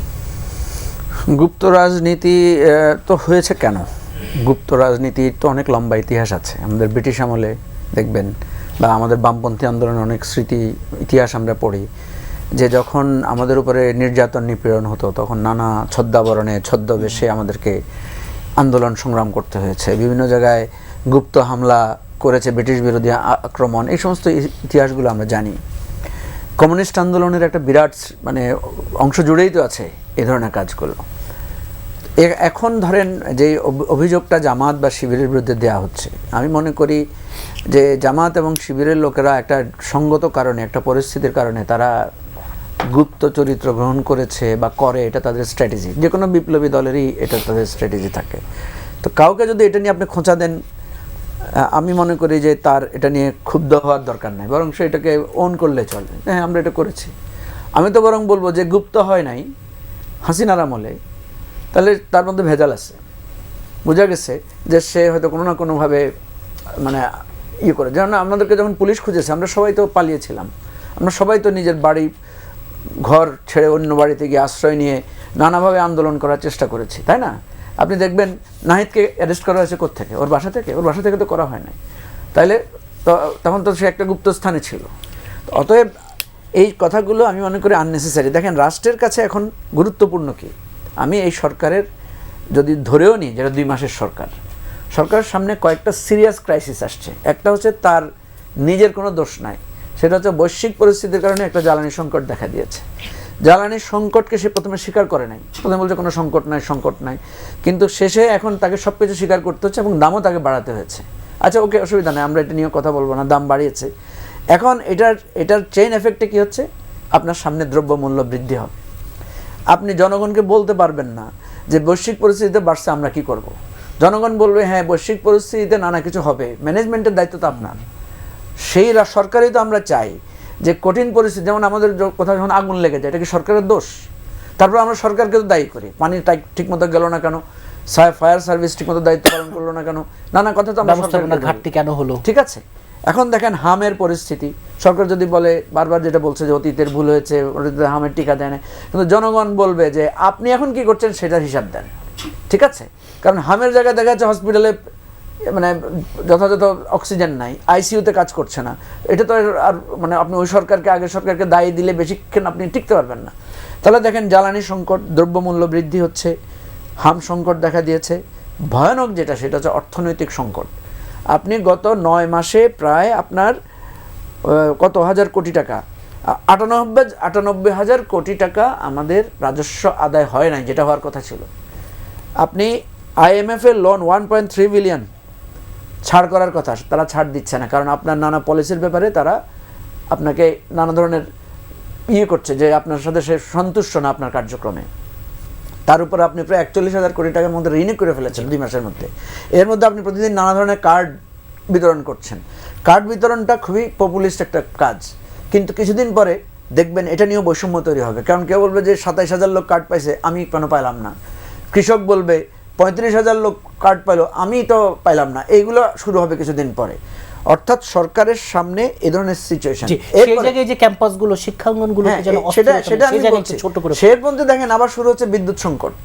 আমি দেখলাম যে মোমবাতি জ্বালিয়ে ছেলেরা SSC পরীক্ষা দিচ্ছে। কত বড় ম্যানেজমেন্টের দুর্বলতা দেখেন। কারণ আপনি লোডশেডিং দিবেন, SSC পরীক্ষা তো আপনার কাছে এর বাইরে থাকবে। ঠিক আছে, যাই হোক, আমি দেখছি ম্যানেজারিয়াল ফেলিউর আছে। আচ্ছা, এখন আপনি যখন জ্বালানি সংকটে আছেন, দ্রব্যমূল্যের বৃদ্ধির একটা থ্রেটে আছেন, আপনার অর্থনৈতিক সংকটের মধ্যে আছেন, আপনার লোডশেডিং শুরু হয়েছে, এর মধ্যে বিভিন্ন জায়গায় মারামারি হচ্ছে। বিএনপিরই আমি দেখলাম অন্তকোন্দলে অন্তত গত 1-2 মাসে অন্তত 8-10 জন লোক মারা গেছে। তারপরে শুরু হয়েছে এখন শিক্ষাঙ্গনে আপনি ছাত্র শিবির, ছাত্রদলের গুপ্ত আর মানে খাম্বা মারামারি। সরকার তাহলে প্রায়োরিটি দিবে কিসে? সরকারের আমি মনে করি, যেটা মিজান ভাই একটু করে বলেছেন, সরকারের প্রায়োরিটি দেওয়া উচিত ছিল যে আমার যেহেতু জাতীয় সংকট, আমি এখন আভ্যন্তরীণ খোঁচাখুচিটা বন্ধ করি। ভাই, আপনি শফিকুর রহমান সাহেবের বাসায় যেতে পারলেন প্রধানমন্ত্রী, আপনি আপনার চেম্বারে বসতে পারছেন, সংসদে দাঁড়াই বলতে পারেন না যে আপাতত কে গুপ্ত কে কি, এটা বন্ধ রাখেন ভাই। এখন আমার বিদ্যুৎ সংকট, আসেন কিভাবে মোকাবেলা করে একমত হই। কারণ বিরোধী দলের পক্ষ থেকে তো আমি দেখলাম যে তারা বলছে যে আমরা আপনাদেরকে সাহায্য করব। এই জায়গাটা খুবই এসেনশিয়াল এবং এখানে সরকারের দায়িত্বটা বেশি। আমি শুধু ফিরোজ ভাইয়ের একটা কথার জবাব দিয়ে শেষ করি। ফিরোজ ভাই বললেন যে আমরা স্বাক্ষর করি নাই। কেন করেন নাই? আপনার দ্বিমত আছে। আমার দ্বিমত আছে, আমি স্বাক্ষর করলাম না। ওনার দ্বিমত আছে, উনি স্বাক্ষর করলেন না। ওনার দ্বিমত আছে, উনি স্বাক্ষর করলেন না। তাহলে আমরা যে এতদিন পর্যন্ত 31 দফা দিলাম, এত কিছু স্বপ্ন দেখলাম, তাহলে এটা বাস্তবায়ন হবে কিভাবে? জি। আরে ভাই, আমি স্বাক্ষর করি নাই, দ্বিমত ছিল, একমত হইতে পারি নাই বলেই তো আমাকে গণভোট দিতে হয়েছে। জি।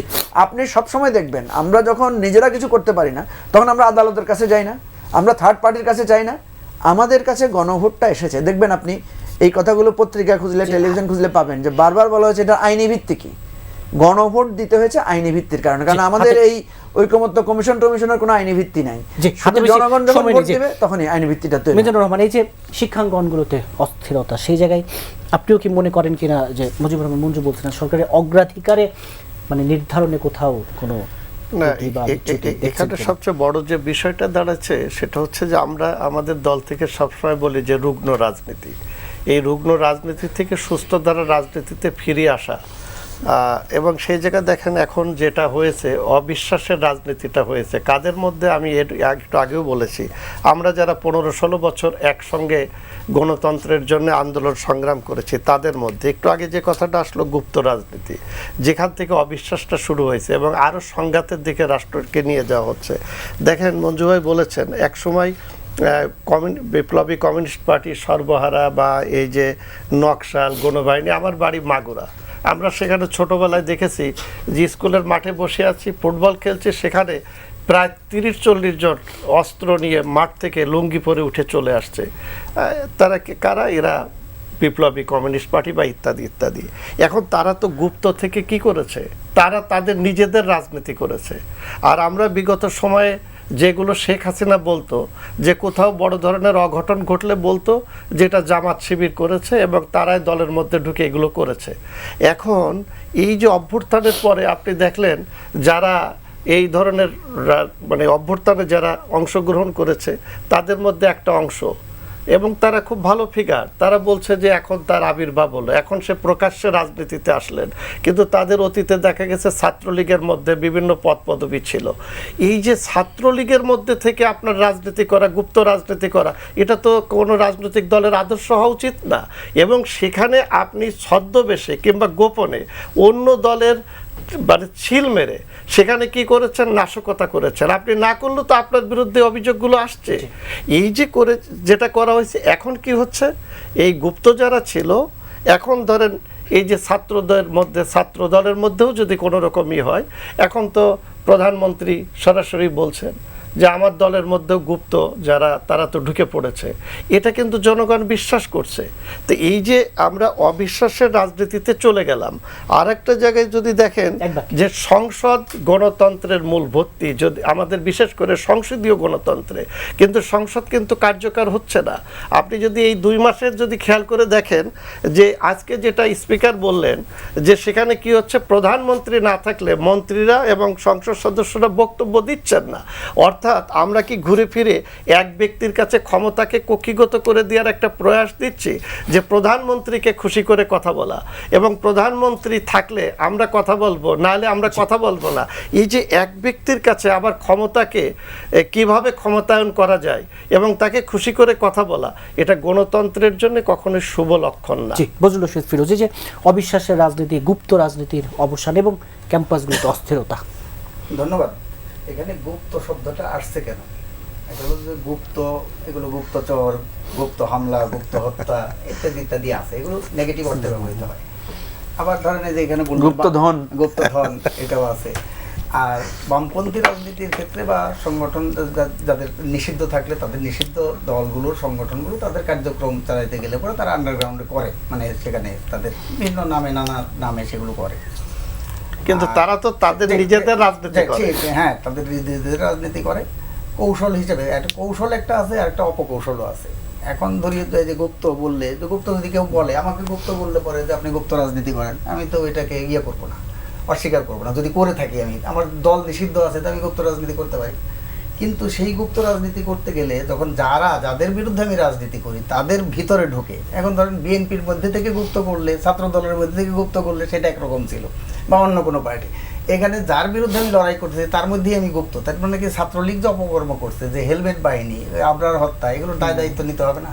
তাই যারা এখন গুপ্ত থেকে প্রকাশিত হচ্ছেন তাদেরকে তো এই দায় নিতে হবে, যে এই যে নিরাপদ সড়কের আন্দোলনে হেলমেট বাহিনী যে হামলা করলো শিশু কিশোরদেরকে, আবরারকে যে হত্যা করলো, সেগুলো দায় নিতে হবে না? তো সেই দায় না নিয়ে আমি যখন বলবো যে না আমার কৌশল হিসেবে, সেটা কৌশল না, কৌশলের নামে এটা অপকৌশল। আরেকটা হলো গুপ্ত যদি বলেও, তা আমার লাগবে কেন? নাম বলে নাই তো ছাত্র শিবির গুপ্ত, এটা তো কেউ বলে নাই এখনো পর্যন্ত, বা জামাত ইসলাম গুপ্ত, এটা বলে নাই তো। তার মানে গুপ্ত যারা রাজনীতি করছে তাদের বিরুদ্ধে কথা বলছে, তো গুপ্ত বললে আমার লাগে কেন? তার মানে ওই যে মাটিতে বাড়ি দিলে পরে গুণাগার কেঁপে ওঠে, এরকম অবস্থা হয়ে যাচ্ছে না? তাহলে তাদের একটা লাগতেছে কেন? তাহলে তাদের এটা লাগা উচিত না। গুপ্ত কারে বলছে? যদি বলতো ইসলামী ছাত্র শিবির গুপ্ত রাজনীতি করে এই অপকর্মগুলো করছে, সেই দায় নিতে হবে। সেইটা তো বলে নাই কেউ, গুপ্ত রাজনীতির বিরুদ্ধে কথা বলছে। 2 নম্বর কথা বললো যেটা আমি একটু বলি, এখানে এই যে পার্লামেন্টে ওই যে স্পিকারের কথা বলছেন, আজকে চিফ হুইপ এটা বলছেন নুরুল ইসলাম মনি সাহেব, বলছে যে আজকে কাউকে পার্লামেন্টে বক্তব্য রাখতে দেখি না। এটা হয়েছিল শেখ হাসিনার সময়, কোরাম হইতো না, মানে প্রাইম মিনিস্টার নাই, কোরাম হইতো না। এখনো যদি সেটা, আজকেও কিন্তু পার্লামেন্ট অধিবেশন শুরু করতে 6 মিনিট দেরি করে শুরু করছে, 6 মিনিট পরে পার্লামেন্টের অধিবেশন শুরু করছে। তার মানে প্রতি মিনিটে কিন্তু 2,72,000 টাকা এই পার্লামেন্টের এই অধিবেশন পরিচালনা করার জন্য বের হয়। তার মানে জনগণের ট্যাক্সের টাকা, সেটা আমরা কিভাবে খরচ করবো? পার্লামেন্টে কী নিয়ে আলোচনা হবো? আমরা গান শুনছি মমতাজের, এখানে আবার এই পার্লামেন্টে আবার কবিতা আবৃত্তিও শুনতেছি। তার মানে সন্তুষ্ট করার, জনসন্তুষ্টিমূলক এবং সন্তুষ্ট করার জন্য যে রাজনীতি, সেটা একটা আছে। সেখানে দেখেন হাম নিয়ে বলছে এখানে এই এত আলোচনার মধ্যে দেখেন আমরা এই যে বিএনপি কৃষি কার্ড দিতেছে, ফ্যামিলি কার্ড দিতেছে, যেটা মঞ্জু ভাইরা বা অন্যরা সমালোচনা, নির্বাচনে যত প্রতিশ্রুতি ছিল, আমি এটা সাধুবাদ জানাই। কিন্তু একদিকে যখন কৃষি কার্ড দিচ্ছেন, সেই কৃষক এখন যখন বুড়ো মৌসুম ধান উঠতেছে, সেই ধানের দাম আপনি কত নির্ধারণ করলেন?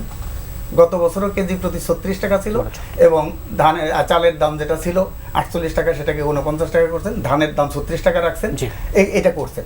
আবার দেখেন ধান সেই একই জিনিস, ধান আপনি কিনবেন 5 লাখ টন, 12 লাখ টন সিদ্ধ চাল কিনবেন, 1 লাখ টন কিনবেন আতপ চাল। তার মানে কৃষক কিন্তু চাল উৎপাদন করে না, ধান উৎপাদন করে। তার মানে কৃষকের কাছ থেকে আপনি ধান কিনলেন না এবং ধানের দাম বাড়াইলেন না। তার মানে বুড়ো মৌসুম এখন যেটা নির্ধারণ করলেন 36 টাকা হলেও 1440 টাকা হয় 1 মণের দাম, কিন্তু এখন 800 টাকার উপরে কোনো দাম নাই। তাহলে সেইটা যে আপনি ক্রয় কেন্দ্র খুলে কৃষকের কাছ থেকে যদি আপনি না কিনেন ধান উৎপাদক কৃষকের কাছ থেকে, তাহলে এই কৃষি কার্ড দিয়ে এটার যে সুফল, এই সুফল কিন্তু কৃষক পাবে না। তো এইটা নিয়ে পার্লামেন্টে বিরোধী দলের আলোচনা করি, এটা নিয়ে তো আলোচনা নাই।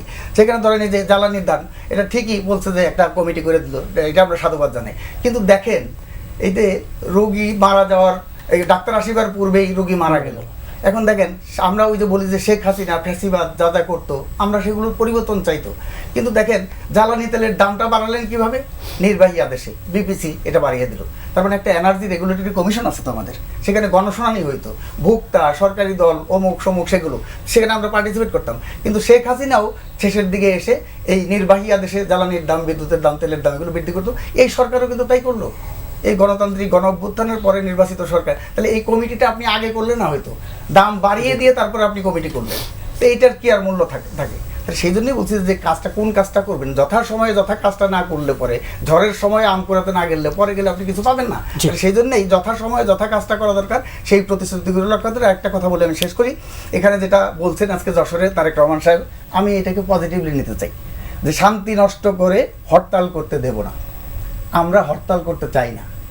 দেশের স্বার্থে, জনগণের স্বার্থে যদি কাজ করে তাহলে হরতালের প্রয়োজন হবে না। যদি দেশ এবং জনগণের স্বার্থের বিপরীতে গণবিরোধী কাজ করে তাহলে হরতাল কেউ ঠেকিয়ে রাখতে পারবে না। এই কথাগুলো, হরতাল বন্ধ হবে না। হরতাল গণতান্ত্রিক আন্দোলনের একটা ইনস্ট্রুমেন্ট, টুলস, কাজে সেইটা বন্ধ করার কোনো দরকার নেই। যে গুপ্ত রাজনীতি খোঁজার সময় এখন না, বরং সামনে অনেক সংকটের মধ্য দিয়ে আমরা যাচ্ছি, দেশ যাচ্ছে। এখানে ম্যানেজার অনেক ফেলারের ঘাটতি আসলো এবং সেই জায়গায় অগ্রাধিকার ঠিক করতে সরকার আসলে আমার মনে হয় যে ব্যাপারটা এরকম না। ম্যানেজারিয়াল ফেলিয়ারের জায়গাতে আমরা যদি জ্বালানি ব্যবস্থাপনার দিকে যদি তাকাই, জ্বালানি ব্যবস্থাপনা কিন্তু কোনোটাই কিন্তু তাৎক্ষণিক কোনো ব্যবস্থাপনায় হয় না। আপনি জানেন যে বিপিসি কিন্তু প্রায় 3 মাস থেকে 6 মাস আগে থেকে কিন্তু জ্বালানি ব্যবস্থাপনার পরিকল্পনা করে। কারণ জ্বালানি হচ্ছে এমন একটা জিনিস, এই পণ্যটা আপনি দীর্ঘদিন একটা সংরক্ষণ করে রাখতে পারবেন না, এবং সংরক্ষণ করার একটা সীমা আছে। এবং পৃথিবীর সব জায়গায় জ্বালানি ব্যবস্থাপনাতে কিন্তু এই সংরক্ষণের একটা সময়সীমা নির্ধারণ করে চলে, সে দেশের চাহিদার সাথে তুলনা করে যে আমার ডিজেল কতটুকু আমি 3 মাসের জন্য রাখবো নাকি 70 দিনের জন্য রাখবো, এটা হিসাব থাকে। পেট্রোল, অকটেন বা ফার্নেস অয়েল সকল ক্ষেত্রে এরকমটা হিসাব থাকে। এবং সেটাও কিন্তু দেখা যাবে যে এগুলো ব্যবস্থাপনা হয়েছে যে সময়টায়, তারই ধারাবাহিকতা এটা এই জিনিসটাতে এখানে ছিল বা এসেছে। আর এটা নিয়ে বোধহয় আলোচনা আমি খুব বেশি বাড়াতেও চাই না, কিন্তু গুপ্ত রাজনীতি খোঁজার এখন সময় এবং ক্ষমতাসীন দলের ছাত্র সংগঠনকে কিছু এটা খুবই অপ্রয়োজনীয় ছিল। এই জিনিসটাতে আসলে হয়েছে কি, অনেকে গুপ্তটাকে মহিমান্বিত করার চেষ্টা করেছেন, সমস্যা সেখানেই। গুপ্ত শব্দের ব্যাপারে কোনো প্রবলেম নেই। গুপ্ত যারা ছিলেন তারা যদি বলতে ভাই আমরা গুপ্ত ছিলাম, মারের ভয়ে গুপ্ত ছিলাম, আমাদেরকে ক্যাম্পাসে থাকার জন্য করতেছে, এটা একে কৌশল বানাবার চেষ্টা করার মধ্যে ভুল হয়েছে। যেমন মঞ্জু ভাই ব্যাখ্যা দিচ্ছিলেন যে ব্রিটিশ বিরোধী আন্দোলনের সময় তো মানুষ গুপ্ত ছিল আর কি, তখন সেই গুপ্তটা কিন্তু অন্যরকম গুপ্ত। তখন যেটা হয়েছে অনুশীলন সমিতি বা যুগান্তর, তারা যেভাবে সেই সমস্ত আন্দোলনগুলো করতেন, তার তো ব্রিটিশের পক্ষ অবলম্বন করে গুপ্ত হননি, যে ব্রিটিশের পক্ষে থাকলাম মাঝে মাঝে চোরা, পরে যখন ব্রিটিশ বিরোধী আন্দোলন সফল হওয়ার পরে তখন বললেন যে আমি ব্রিটিশের পক্ষে ছিলাম শুধুমাত্র কৌশলগত কারণে, এখন আমি স্বদেশীদের পক্ষে চলে এসেছি। এরকম ব্যাপারটা তো নয় আসলে। সেটা হলো কি যে এই নৈতিক অবস্থানের ক্ষেত্রে আপনি নিশ্চয়ই তুলনার জায়গায় যদি যান, যে একটা ছেলে তার শিক্ষা জীবন নষ্ট করেছে, রিমান্ডে গেছে, ছাত্রদল করার অপরাধে পিটুনি খেয়েছে, তার শিক্ষা জীবনটাকে বঞ্চিত হয়েছে, চাকরির বয়স পেরিয়ে গেছে, তাকে আপনি কোনো গুরুত্ব দেবেন না, তার কোনো মূল্য নেই। কিন্তু মূল্য দিতে হবে সেই সমস্ত ব্যক্তিবর্গের যারা ছাত্রলীগের ছত্রছায়ায় ওই শিক্ষাঙ্গনটা শান্তিপূর্ণভাবে অতিবাহিত করেছে, লেখাপড়া করেছে, পরীক্ষা দিয়েছে, হলে ছিল, এবং তারা সেই সময়কার ব্যক্তিদের পূজনীয় স্লোগান দিয়েছে। হঠাৎ করে এসে বললো যে আমি কৌশলগত কারণে ওখানে ছিলাম, এবং এটাকে আদর্শিকভাবে প্রতিষ্ঠিত করলে আমরা একটা ভিন্ন জায়গায় চলে যাবো। আমার মনে হয় যে এই প্রবণতাটা ছেড়ে দিই, আজকের পরে এই নিয়ে আমার কথা যেন আর না বাড়াই।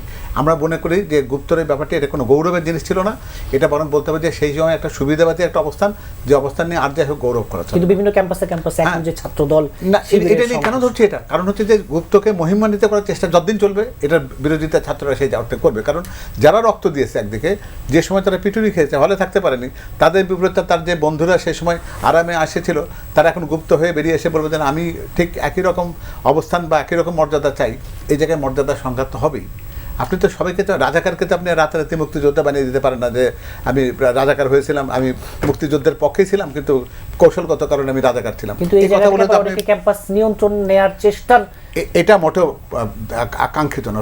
ক্যাম্পাস, শিক্ষাঙ্গন, লেখাপড়ার জায়গা, নিয়ন্ত্রণের প্রশ্ন আসছে কেন? এই জায়গাতে প্রত্যেকেই ছাত্রছাত্রী তার নিজের অধিকার নিয়ে ক্যাম্পাসে অবস্থান করবে। রাজনৈতিক দল বা রাজনৈতিক সংগঠনের যারা ছাত্র সংগঠন আছে, সে জায়গায় এটি নিয়ন্ত্রণ করার কোনো অধিকার তারা রাখে না। বিশ্ববিদ্যালয় কর্তৃপক্ষের এই জায়গাতে তাদের অবস্থানটা সুদৃঢ় হওয়া দরকার, যে এখানে ছাত্র রাজনীতির জায়গায় রাখি। এটাকে যেন কেউ শুধুমাত্র উপর থেকে নির্দেশনা আসবে, তারই নির্দেশনা বাস্তবায়নের একটা হাতিয়ার হয়ে চলবে। আর তার চাইতে বড় কথা, ছাত্র রাজনীতির মধ্যে নৈতিকতাকে প্রতিষ্ঠিত করার চেষ্টা যেন তাদের গুরুজনরা যেন শেখায়, যে চরিত্র হনন করার জন্য কদর্যতাকে আশ্রয় নিয়ে সোশ্যাল মিডিয়াকে অন্যকে একেবারে অপদস্থ করবার জন্য কোনো একটা কার্যক্রম করার পরে যখন চিহ্নিত হবে, তারপর আমি বলবো যে না, এটা আমি তো করিনি, বট বাহিনী করেছে। এই সমস্ত প্রবণতাকে বাদ দিতে হবে। অর্থাৎ এটা যদি কারোর মধ্যে এরকম হয় যে ক্ষমতায় আমি চলে গেছিলাম, না যাওয়ার অন্তর্জালাকে আমি বহিঃপ্রকাশ করবার জন্য এই নোংরামির আশ্রয় নিচ্ছে, তার চাইতে বরং উচিত হবে এটা যে জনগণ যেটিকে মেনে নিয়েছে, জনগণ যেটাকে নির্ধারণ করে দিয়েছে, সেটাকে মেনে নিয়ে অন্তত আপাতত সেই জায়গা থেকে তার অবস্থান থেকে দায়িত্ব পালনের চেষ্টা করা। এখানে জোর করে কোনো কিছুকে প্রতিষ্ঠিত করার চেষ্টা করলে এই জায়গাতে কিন্তু একটা অনিবার্যভাবে একটা উত্তাপের জন্ম দেওয়া হবে, যেটা কারোর জন্য কাঙ্ক্ষিত নয়। জি, আপনাদের চারজনকে আজকে স্টুডিওতে সময় দেওয়ার জন্য ধন্যবাদ। দর্শক, এন মোহাম্মদ পাবলিক পার্লামেন্ট আজ এই পর্যন্তই। আগামীকাল আবারও দেখা হবে। সে পর্যন্ত ভালো থাকুন, সুস্থ থাকুন।